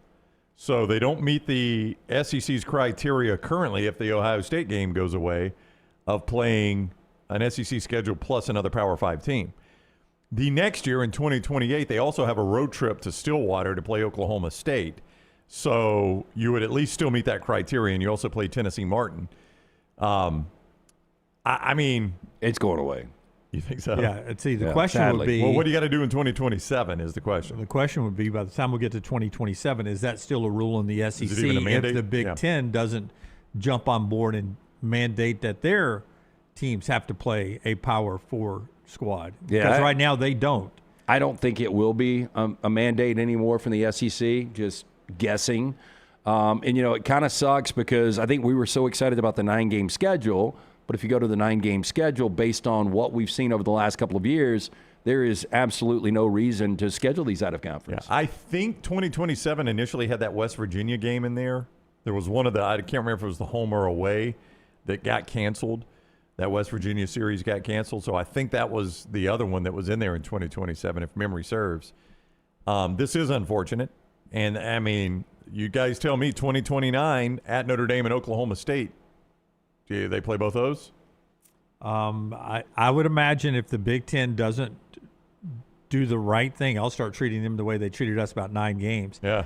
If the Big Ten doesn't do the right thing and start mandating that every one of their schools play a Power 4 school, then why should the SEC do it? Why not just make it 9 games? 2030 at Georgia Tech and Notre Dame. Notre Dame's the home game that year. 2031, Georgia Tech and at BC. 2032, Arizona, South Florida at Minnesota. 2033, at Arizona, host Minnesota. I mean, those don't exactly excite me, but they are at least games you don't normally see. I don't think you can book a hotel more than a year out, 6 months out. Yeah. But I wouldn't be wouldn't making be booking any of these reservations, spots. It does feel like, though, Ohio State's the immediate target because of that. I mean, that's a shot at the Big Ten saying, look, if y'all aren't going to – y'all wanted us to – y'all drug us to 9 games when we got there. Now you do this or we're going to start dropping these series. But I would tell you Ohio State has been one of the Big Ten schools, them and Michigan, their flagships, that have had no problem playing them. Michigan with Oklahoma home and home, Ohio State home and home with Texas. They lined up to play Alabama right after that. They've always played Tennessee. They played Texas before Texas was in the SEC in another series. Ohio State's always been good about playing the big boys. Well, as you say that, I'll tell you who else they've got other than Alabama. This creates a situation for Ohio State. I say that. I mean, I don't guess they'll complain, but they play Bowling Green in New Hampshire in 27 if they don't have Alabama. 28, they play Buffalo in Northern Illinois. 29, they play Navy, Charlotte, Youngstown. I mean, they don't have any good games coming up out of conference after Texas this year if they lose the Alabama game. Well, they deserve a break. They've been playing a lot of hard games. If I asked you one name brand of the Power 4 conferences that you think never has money problems, would never have to worry about NIL money or... You mean like a school? Yeah. I mean, like Texas? We were just talking about them, Ohio State. Texas, Ohio State would jump in there. I'll tell you, it's a former Pac-12 school now in the Big Ten. Oregon. USC. You always think Oregon. Yeah. Well, they got Nike. We always say they got Nike money. You never think Oregon has any financial problems, do you? No, they got Nike money. I mean, is there a chance when Phil Knight dies that, they've got this out, how dysfunctional families are, and they're going, everybody's waiting for their cut, and they're like, Phil's giving 95% to Oregon. Tony, what did you get? I got nothing. I'm giving nothing to Oregon from now on. I've never been to one of those readings. Oregon. A will reading? Yeah. No.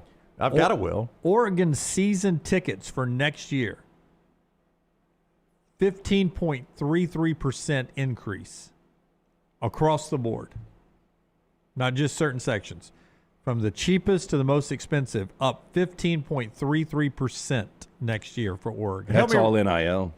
It's all NIL. How many are they a full cut member? They didn't take didn't take the discount. Them and USC got in. Yeah, them and USC got in full cut. Washington and UCLA had to take the discount, right? I thought it was UCLA and USC got in full court. No. Full court, and Oregon and Washington got the cut in deal. I know. I think only Washington got the cut deal.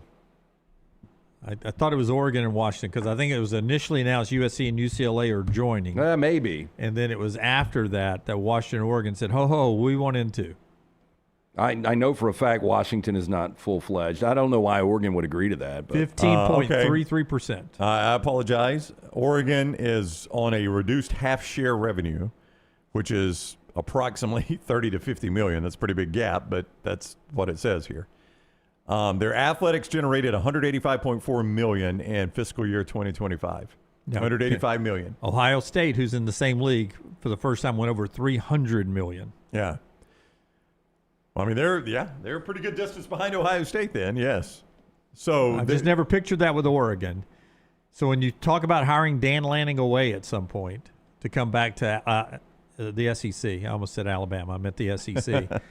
Dan Lanning, whenever he comes back south, that Oregon money may not be as strong as we perceive it to be sometimes. I mean, everybody he's kind of painted himself into a corner, though. 15.33% ticket increase across the board. I think it's 24.6% up on your giving to get those season tickets. I didn't realize this, though. As I read this, Oregon, they don't get the full share until after 2030. I mean, they've still got a long way to go on the half share. Because that full share doesn't come until the Fox, NBC, and CBS deals are up, which are in 2030. Yeah, they were the original. Oregon and Washington were the original Send Help movie. We don't want to be left behind here. Send help. We'll take a reduced deal to get off this island. Yeah. But I did not realize it went that long. They got 4 more years operating in poverty before they get the full Big Ten share. Everybody needs him a Gunnar Stockton. He did not want to announce that he'd re-signed with Georgia because, as his representative said, he was never going to go anywhere. His dream was always to be the quarterback of the red and black. And Stockton did this for Georgia. He didn't negotiate his new deal, didn't sign his new deal until Georgia was through with free agency, re-signing players and doing anything they wanted in the portal. And then Stockton told his representatives to go in and work out the new deal because he didn't want to handcuff them on getting anybody they needed or wanted to get to their NIL deal. So it's almost like he's taking a pay cut, a Tom Brady-esque contract, to make the players around him better. Now, I don't know if he got a pay raise or what, but he did not hold out and get as much as he possibly could from Georgia or somewhere else. So unassuming, and I think, to me, the most undervalued player in the entire SEC. I mean, when you look at his production this year, Zachariah Branch was a nice addition through the portal from USC, but Zachariah Branch wasn't a big play guy. I mean, it was dink and dunk a lot of times, but you just look at how productive Stockton was. And I think it will rise to the level of Stetson Bennett towards the end of his Georgia career. I mean, last year, 24 touchdowns, only 5 picks, and he rushed for 10 touchdowns. Do you know where he finished in terms of yards per game ranked in the SEC? Just if you rank yards based on yards per game. Just quarterbacks or all players? This is the passing yards per game, just quarterbacks. Passing yards per game. Oh, it would be low because he was probably only at like 240 a game. I'll say 230 a game. Fifth? First of all, he was 206 a game. Okay. Which is even lower than that. 10th, 11th. Yeah, he was at 10th. Lenore Sellers at 11th, though. I mean, in the preseason, we thought Lenore Sellers might be first. But again, it's because you don't have a lot of big play guys on that offense. He completed 70% of his passes. He did 69.7, and as you said, 24 touchdowns, only 5 picks. Yeah, and 34 total touchdowns when you look at what he's able to do with his legs. And that was in his first year as a starting quarterback. So he's going to get better and better, and I just don't think we give him enough respect. But his yards per attempt were only 7.5, to your point. That's light. Which, by the way, I'll tell you who else had that number was Ty Simpson. Same exact yards per attempt as Ty Simpson. And it kind of felt that way with Alabama, right? That Ty Simpson struggled to get the ball down the field. Felt like a lot of late in the year. Well, because you had the inconsistency of Ryan Williams, and then Jerm was battling an injury for the second half of the season. Yeah, I mean, it felt like back half of the year, it felt like a lot of Alabama's completions were 20 yards in. Yeah. Yeah. Speaking of Alabama, Yea Alabama had no problem with doing something yesterday. It's our Bojangles tender moment of the day. Tell us about Bojangles brownie. Yeah, Bojangles can make it bow time for you, and you can get those heart-shaped Bowberry biscuits at Bojangles right now and help a good cause. The Heart is to Yard, the Greg Olson Foundation, and the Bojangles Foundation. That's going to help heart health and heart-related research throughout everywhere that Bojangles serves. So go by and get those heart-shaped Bowberry biscuits for breakfast on your way to work or school tomorrow and help a good cause while you're at it. At Bojangles is good through the 22nd of February, where it is always bow time. Katie Wyndham had the good video of Nate Oates walking off the court, and as he's walking off the court after the win at Auburn, someone throws a commemorative T-shirt that lands at the feet of Nate Oates. The orange Auburn basketball T-shirt. He scoops it up and walks out of the arena with it. Throws it it looks like he hands it to a state trooper, and then eventually it gets into the manager's hands. They take it back to Tuscaloosa, and yesterday, Yea Alabama put up the exclusive memorabilia signed by the entire team. Nate Oates, the score in a Sharpie, and everybody on the team signed the Auburn shirt that played and was part of the victory down at Neville Arena. It is for sale for you right now at Yea Alabama. Exclusive memorabilia there. Now, it's coming off of $112,000 paid for the headset worn in the national championship for Kirk Signetti. They won't get $100 for this thing. You don't think 100? No. Okay, we check with Aaron. Check with Aaron when this thing sells. I'd love to know what the price is. Brownie LT says under $100. Okay. It'll go over 100 just because somebody can justify making an NIL contribution. Well, that's what I was going to say. Yeah. Unless it's one of those things where, hey, I can pay $5,000 for this shirt. And Okay, let's go back. Give me your answer then. Now that what you, it actually goes, you If think it we'll know wasn't NIL, if it wasn't in the NIL era, this thing would go less than $100. But because it is, I don't think it tops more than $500. Yeah, it's a funny deal. It is funny. Here's my issue. LT's in for 500. How about you, Brown? No, I'm going to go bigger than 500, but I just want to give you my issue real quickly. Like, if I'm a massive Alabama fan, what I want to do with this, I want to frame it and display it because it's funny, right? But now, hanging on my wall, I got a big Auburn T-shirt. And you got to get closer and get the story, which maybe that is the conversation piece. Like, oh my gosh, Rodney, you got a Auburn T-shirt? Go look closer at it there, Tim. It's more like, Willie, you got an Auburn shirt? That guy's still doing videos. I haven't seen him in forever. Thank God my algorithm got rid of Roll I go Tide Willie. 1,200. Oh, I was going to go high. I was going to go 5,000. Well, so if Price is right. If you go 1201 right now, you got a chance. If we're going to go Price is right. Okay, somebody check with Aaron. We don't have to. 5,000 is my actual guess. We don't have to release it on the air. Just find out, so we'll have bragging rights here on the show. Just part of the ways you're raising money now with exclusive content, but also exclusive memorabilia at places like Yea Alabama and War Eagle Plus, the Auburn and Alabama sites there. By the way, Georgia started a third-party NIL site last week. Glory is the name of theirs. Glory. And their first thing they did was an exclusive interview with Kirby Smart. So a lot of it is content-driven now. Exclusive content you don't get anywhere else. All right. Why aren't you winning at a high level anymore, Kirby? That's the first question. Wait, I thought this was glory. The first question. You know, this used to be called glory, but because of the last 2 years, it's just glory. We're losing a little glory.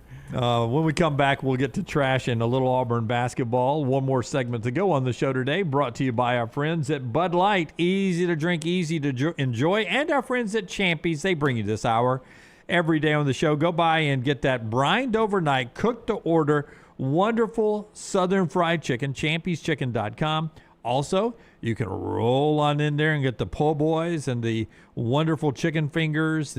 I got a friend who's a vegetarian. She goes in there and just gets the potato salad and the baked beans and the other stuff that they have there that are vegetarian meals that I don't get.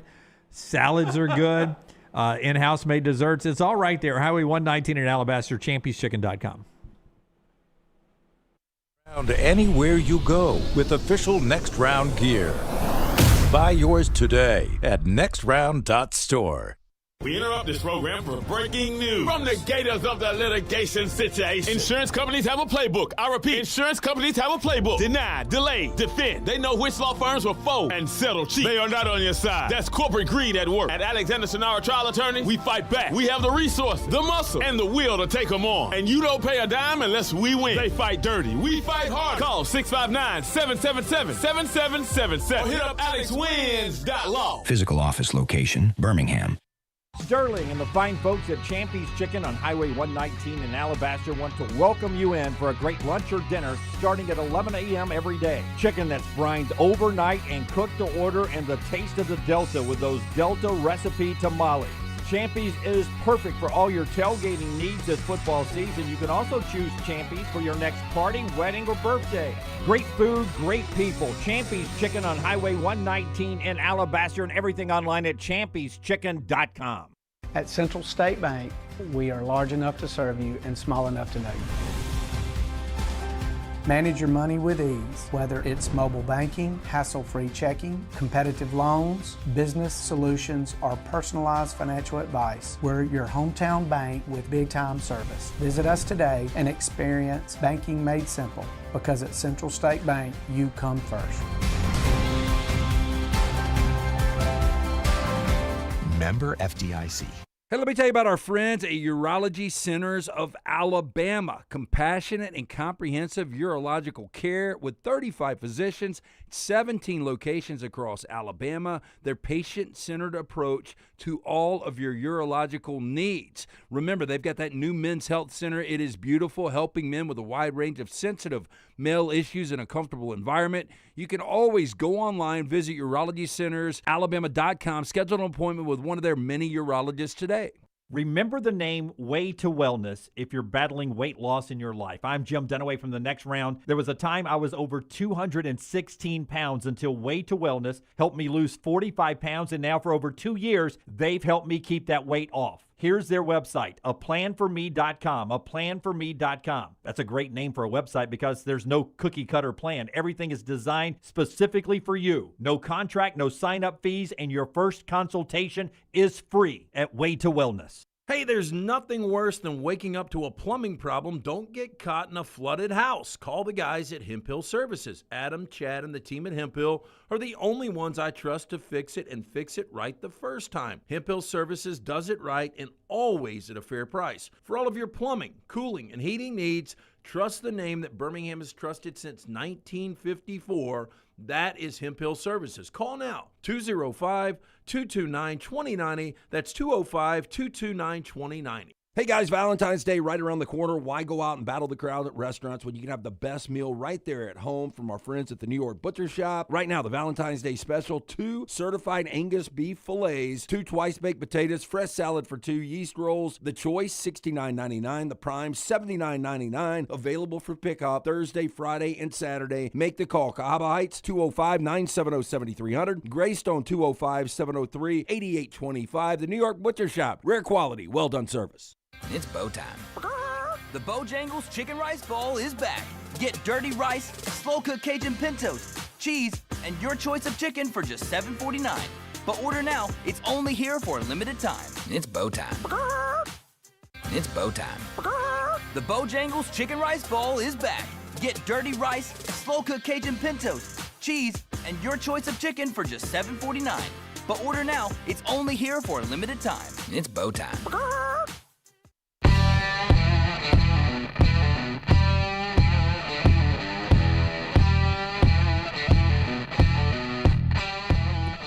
All right, we'll get you ready for Auburn hosting Vandy tonight. Right after LT tells us about our wonderful friends at CPAP Plus, sleephomealabama.com. Yeah, our friends, the O'Neill brothers, Woody and Joe, would like to remind you need to get that 8 hours plus sleep every single night. If you're not getting it, guess what? Not good for the health. They can help out right now. If you're looking for the best CPAP gear with personal service you can trust, visit our friends at CPAP Plus. 5 locations throughout the state, 3 convenient locations in Birmingham, Pelham, Highway 280 in Trussville. Stop by today. You're going to find the best service and equipment all in stock, ready for you with hundreds of 5-star Google reviews. Trust CPAP Plus for all of your CPAP needs. CPAP Plus, where every night matters. For more information, if you're in there, make sure you tell them the next round sent you, but you can always go to onealmed.com. That is ONEAL med.com. I promise you, I didn't even know you could look at this. This is at Yea Alabama, I assume? Yeah, it's at store.yea-alabama.com. I guess 1,200. Am I reading that right? Is that 1,300 the current bid? 1,300. There's been 13 bids so far, and if you want to outbid this guy, then you'll have to start it at $1,350. Yeah, bid increments 50, and there's still time on the clock. I mean, this goes through midday Thursday, so I may be close at 5,000. I bet you this gets to 5,000. I've already won because I had 1,201. So I'm already the winner here, but but my real bet was 5,000. Yeah, but I threw 1,200 out there, so I thought that was pretty good. No, that's not bad, but except that we're not done yet. I think it's gonna hit 5,000. I really do, which is crazy how much you have to hustle for NIL money now. But I'll give Alabama credit; it's pretty creative. Yeah. Well, to the Indiana. Do you guys want me to put an automatic bid for you guys? I do not want you to do that. No, not a bid. No. Okay. I don't want it. I don't want it. Jim does not want it. It's a regular season game. It's not an Alabama Super Bowl game. But speaking of which, was that a shot at Auburn? No, I'm just saying. Some people say that treat that rivalry like it's your Super Bowl. Yeah. $1,200 for the Kirk Cignetti headset. The one Belichick wore that I think he broke in a Super Bowl. Didn't he break one? They sold it a few years back. Went for like $10,000. And the Cignetti went for $112? $112,000. Again, Indiana fans, new money. Literally. It's new money, and they are starving for success. Again, you let them win 2 or 3 championships, and it won't be this level. Hey, one note about Vandy and Auburn tonight, 6 o'clock. Tahad Pettiford in recent SEC games has been averaging 34.3 minutes a game. That's out of 40, 34.3 minutes a game for the guy handling the ball the most. So this past week against Alabama and moving forward, Stephen Pearl is getting a little more seat time for Kevin Overton at the point guard. Here's Kevin Overton on his increased role with Auburn's offense. Obviously, y'all wanted the win, but how big was it for Tahad to get going like that on offense again? And, how much different is this team if, the both of y'all are, shooting like that and performing like that together in the backcourt? I think every win scoring will look different. I think we put up the same offense each game. It might be a game where none of us can hit shots, but collectively, the way that we score the ball will always be good. I don't think our problem is offense. Like, we've seen them do that plenty of times, so it wasn't like, oh, my God, Tahad Pettifer's back or anything. It was just like he had a good game today, but defensively we weren't where we needed to be, so we lost the game. I love that guy's game, Kevin Overton. He's going to get a little more playing time, running the point. I'll butcher his name, but Michalak. There you go. Mm-hmm. And Walker playing a little bit more minutes. I was surprised that Jovic only played 13 minutes against Alabama. Yeah, I was too. I had him in my DraftKings. So didn't love that. Still want some cash, but I was a little surprised too. I just thought, he is the most significant contributor off the bench for Stephen Pearl right now, and I thought he would get more minutes than he did. I mean, yeah, as you said, only 13 minutes, but Kevin Overton played a game-high 38 minutes. And he has been super productive. We saw Stephen Pearl, the head coach of this team, say there is one guy he's got that plays really good one-on-one defense night in, night out, and that's Sebastian Williams-Adams. That's who was sitting next to him in the press conference. And pointed out that this is a freshman doing it. Yeah, that this is the only guy I got. It's the one guy I got that does this night in, night out, and that is a bit alarming. So you'll see if – and sometimes Jovic comes in for him or Keyshawn Murphy. Keyshawn's playing good basketball too, so – I guess they all could be out there at the same time. But the one that's on Tyler Tanner tonight's the key one. Whoever that ends up being will be running their eyes out tonight. I mean, that's the thing. If it's Pettiford on Tyler Tanner, I guess this is the conundrum any coach that faces him faces. Like, if my best defender guard is also my best offensive guard, and I got him on Tanner, he's going to be exhausted because Tanner never stops. Right. So fast. So what do you do there? Do you say, like, I've got to minimize how many times my best offensive player's on him because I need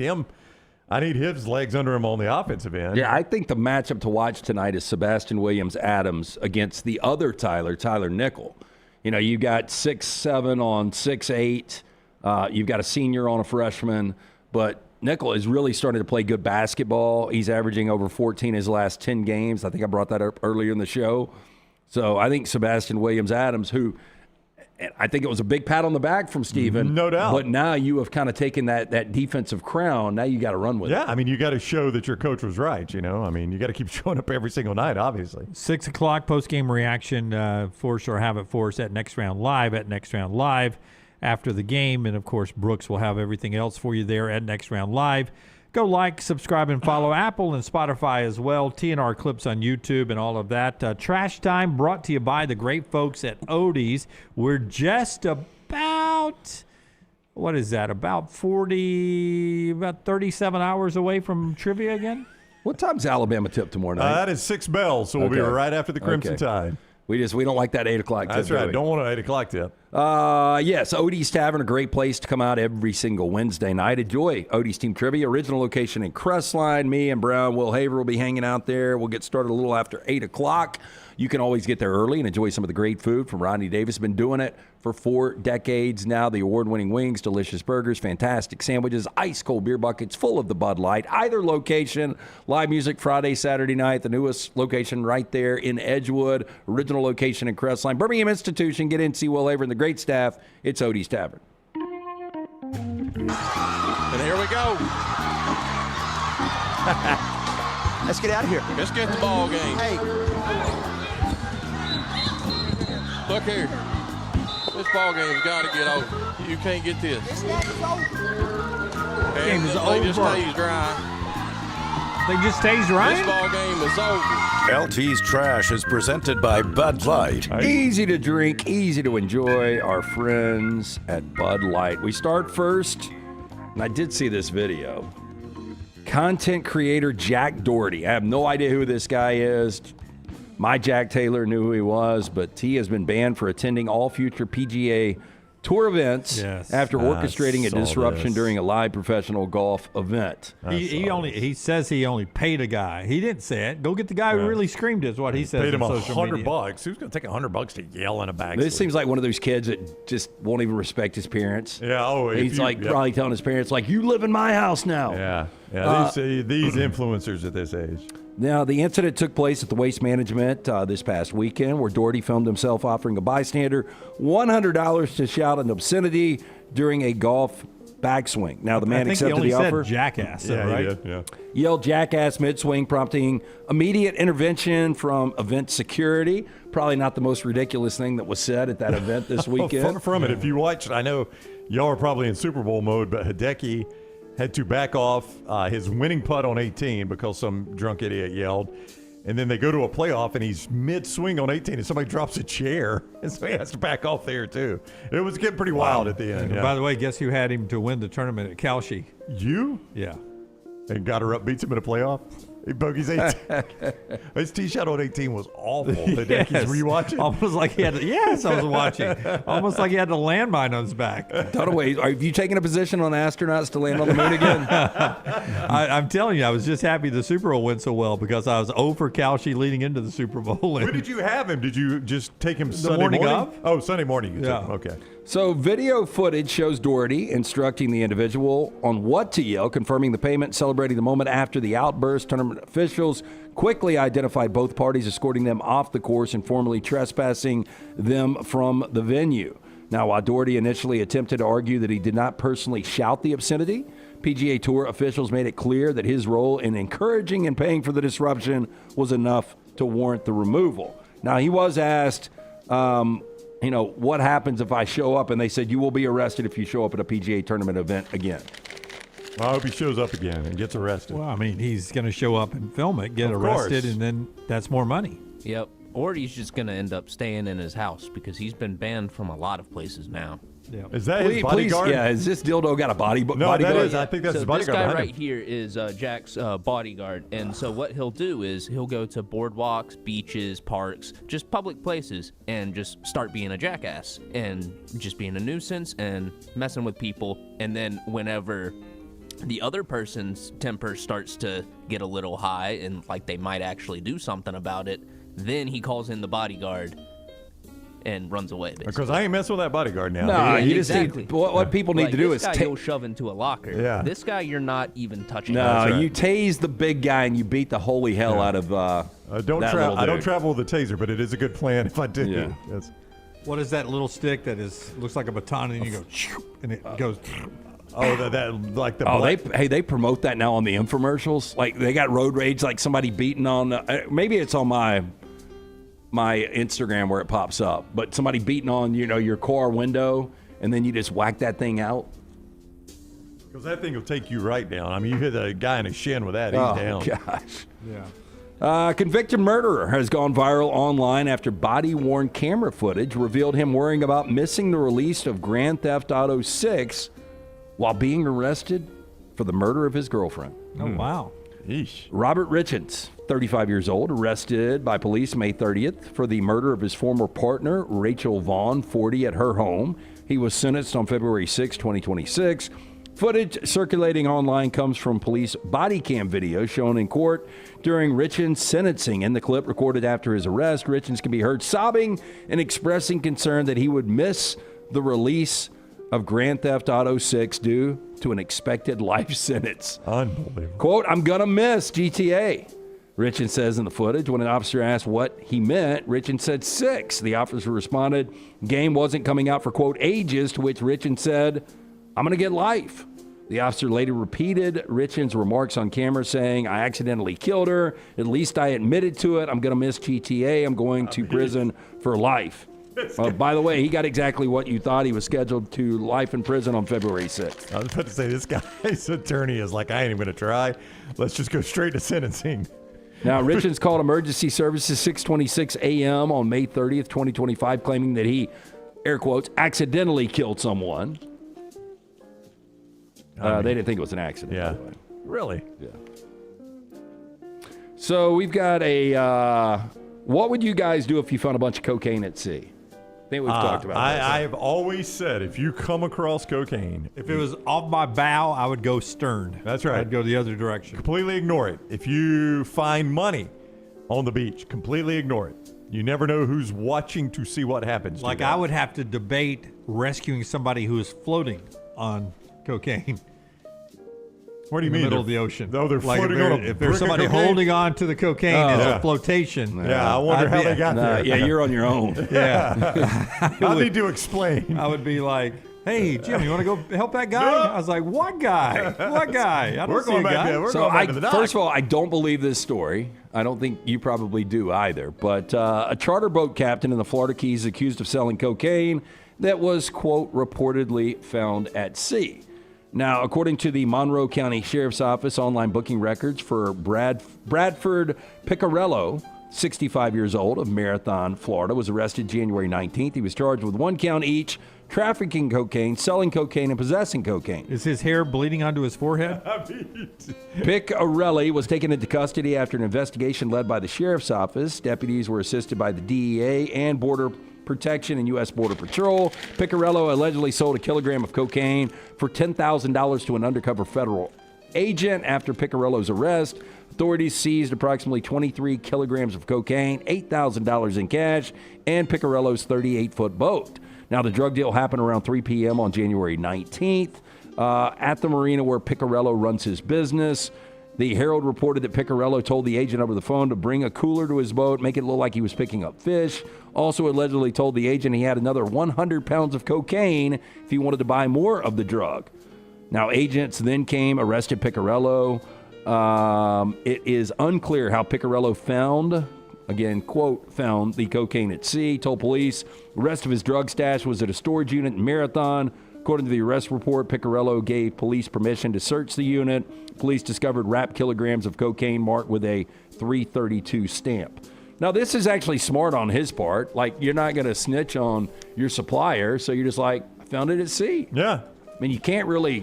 Yeah, you they can. can call I mean, bullshit, but there's nothing to do about it. I mean, I got to be a way to test that wrapping to see if there's any seawater in it at all. I don't know about you guys, but when we used to stand out front of a convenience or gas station when we didn't Sell have cocaine? fake IDs, we would ask certain people to buy us beer. Yeah. And, you know, it worked back in the 80s, you know, 1 out of 2 or 3 times. But I remember we got arrested one time after the fact, and they were like, who bought it for you? I don't know. I was like, I can't remember his face at all. Yeah, I have some no random idea. guy. Rando dude. Well, I mean, you're damned if you do, damned if you don't. I mean, he's going to go to jail probably the rest of his life. I mean, how old was he? 65? 60. 60. Or you can rat out and not go to jail and end up with a bullet in you. So, or your neck slit or something like that. So, which one you want? I asked somebody yesterday, is it going to be a pandemic? Is it going to be a meteor? Is it going to be AI? What's going to end our society one day? Here's another example of AI. You said AI quite a while. Keeps going the wrong direction. I'll remind you guys that the woolly mammoths that we find are standing up, and some of them are eating. That are frozen in big bedrock of ice. So something happened while they were still standing. There was a worldwide cataclysmic event. Would you agree with that? Oh, yeah. Yeah. There was a worldwide cataclysmic event. But I think a lot of people believe that it was something that actually impacted Earth, and then you get that fallout where you get the ice age, right? I mean, that's the most logical thing. Yeah. But these things are in mid-chew right. that we're finding standing But you look up. at the Grand Canyon, they talk about like a meteor the size of a bus could wipe out a state. You look at the Grand Canyon, that impact would wipe out the world easily. That might be it. Maybe so. Art Scientific Minute here. What is that brought to you by? I don't know. So when are we supposed to lose gravity again? Oh, that was God, August 12th. Yeah. I didn't write that down. I think it was August. it'll You're come back supposed around. to remind me when I can see all the planets, too. Write that down. Oh, crap. I forgot to do that, too. Yeah, that's sometime in February. I don't That's save my next. show notes either. I throw this stuff away as soon as I tell you guys. So here is the latest on AI. Companies already working on mass producing AI-powered bots that can complete simple household tasks. While most of these robots are clearly machines, one tech startup is seeking to make their newest product as close to human as possible, even making it give off body heat to mimic a real person. Now, Droid Up is a robotics company based out of Shanghai that specializes in designing and manufacturing humanoid robots. Its latest creation, named Moya, is going viral thanks to the uncanny resemblance to a real person. Now, described by Chinese news outlets as the world's first highly bionic robot, Moya is capable of realistic advanced humanoid movement and expressions that set it apart from others of its kind. Now, Moya's 5'5", she only weighs 70 pounds. Wow, Moya needs a sandwich. Now, users can switch out the bot's parts to give it a male or female build, change its hair, customize it to their whims. Droid Up adds extra layers of flesh-like padding beneath Moya's silicone frame to make it feel more human to the touch, even including a rib cage. Camera behind her eyes helps Moya track its surroundings and communicate with people. That's not all. Moya is also heated. Body temperature between 90 and 97 degrees. Now, speaking to the Shanghai Eye, Droid Up founder argued that a robot truly serves human life. It should be, quote, warm, almost like a living being that people can connect with, not a cold metal machine. Moya is projected to cost around $173,000 and will be expected to be available for sale later this year. Droid Up. Man, people are going to be doing some weird shit with these AIs. Moya better be ready. I mean, you saw Ex Machina, right? Yeah, Ex Machina and then Machina, whatever. Yes. It is such a freaking great movie. But what he designed in there, I think that's what people are shooting for now. Now, this one looks cross-eyed. And she going to yell at me? Not too fluid. Well, I was watching I walked in and my wife had the Olympics on and curling was on and it was men and women. It was mixed. Oh, it was curling. mixed. Was you actually watching it? Our Americans pulled an upset over Italy. She had it on because she wanted to see something. I can't remember what she had read that they were going to show and she wanted to see it. It ended up being a good match, but did you notice how, like, when the man's sweeping and the woman is pushing, all she does is... That's not the way that's supposed to work. All she does is yell? All she does is yell, and I tell my wife... That is how that's supposed to work. I told my wife, I was like, I wonder if that carries over to the house, because the guy, he's going down the ice just sweeping in front of the stone. And they are a husband-wife team. I thought so. The Americans, Yeah. They when they won, that hug went a little too long for just teammates. I was like, oh, yeah, they must be married. But then the Italian woman, Jim, she was yelling too the whole time, but in a different language. I couldn't understand They her. were supposed to win the gold, the Italians. We That was won an upset? it. Yeah, we won it. Did you have a position on it? I did not. I did not. I cannot find the date of all 6 planets lined up. Morgan says February 28th. Thank you, Morgan. So if you'll just remind me on the 28th. Yeah, we got a lot of shit Morgan's coming birthday. up. We do. That and no gravity. I get to drink again on February 28th. Well, I the think. planets are going to be Go aligned. outside This at is sunset great. and watch the, I watch will. the planets. I will. Have a little bourbon. Yeah. All right, that's our show today, man. We appreciate you guys being with us. We're back with you tomorrow at 9 a.m. Central Time. When's the new Bama and Bourbon this week? We're going to do it Thursday based on Thursday. Alabama's. Well, I need to check that with Suttles, but I think Thursday. Thursday coming off. Is that okay with you, Bama Forrester? Bama plays Wednesday, right? Forrester, is that okay with you? It works. Okay. Awesome. Yeah, so that'll tonight you got Auburn, tomorrow night Bama at Ole Miss, Florida, Georgia. That's a tricky little game for red hot Florida right now. So you have all that happening. We'll keep you updated on that and any other breaking news in the SEC world right here on the next round. Don't forget TNR Clips, the YouTube channel. You got a link right here if you're watching us on YouTube right now. Like and subscribe and follow us and go download your favorite parts of the show, Apple and Spotify. Until next time, God bless you and God bless America.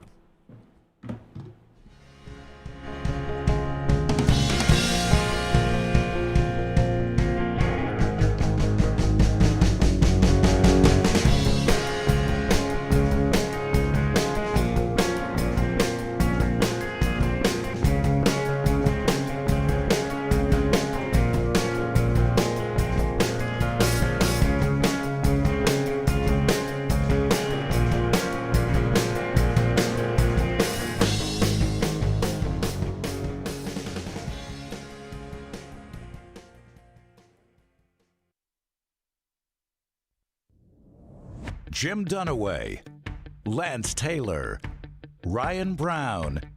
Live from the Birmingham Racecourse Casino Studios, the next round, presented by Bud Light, is on now.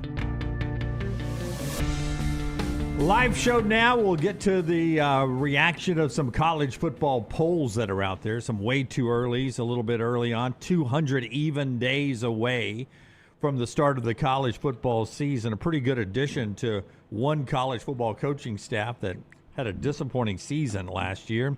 And somebody's back to calling plays after the retirement of Gus Malzahn. We'll get to that all coming up on the show. Jim Dunaway, Lance Taylor, Ryan Brown, the guys behind the big glass, but the story everybody's talking about around the country, and we get a little tired of talking about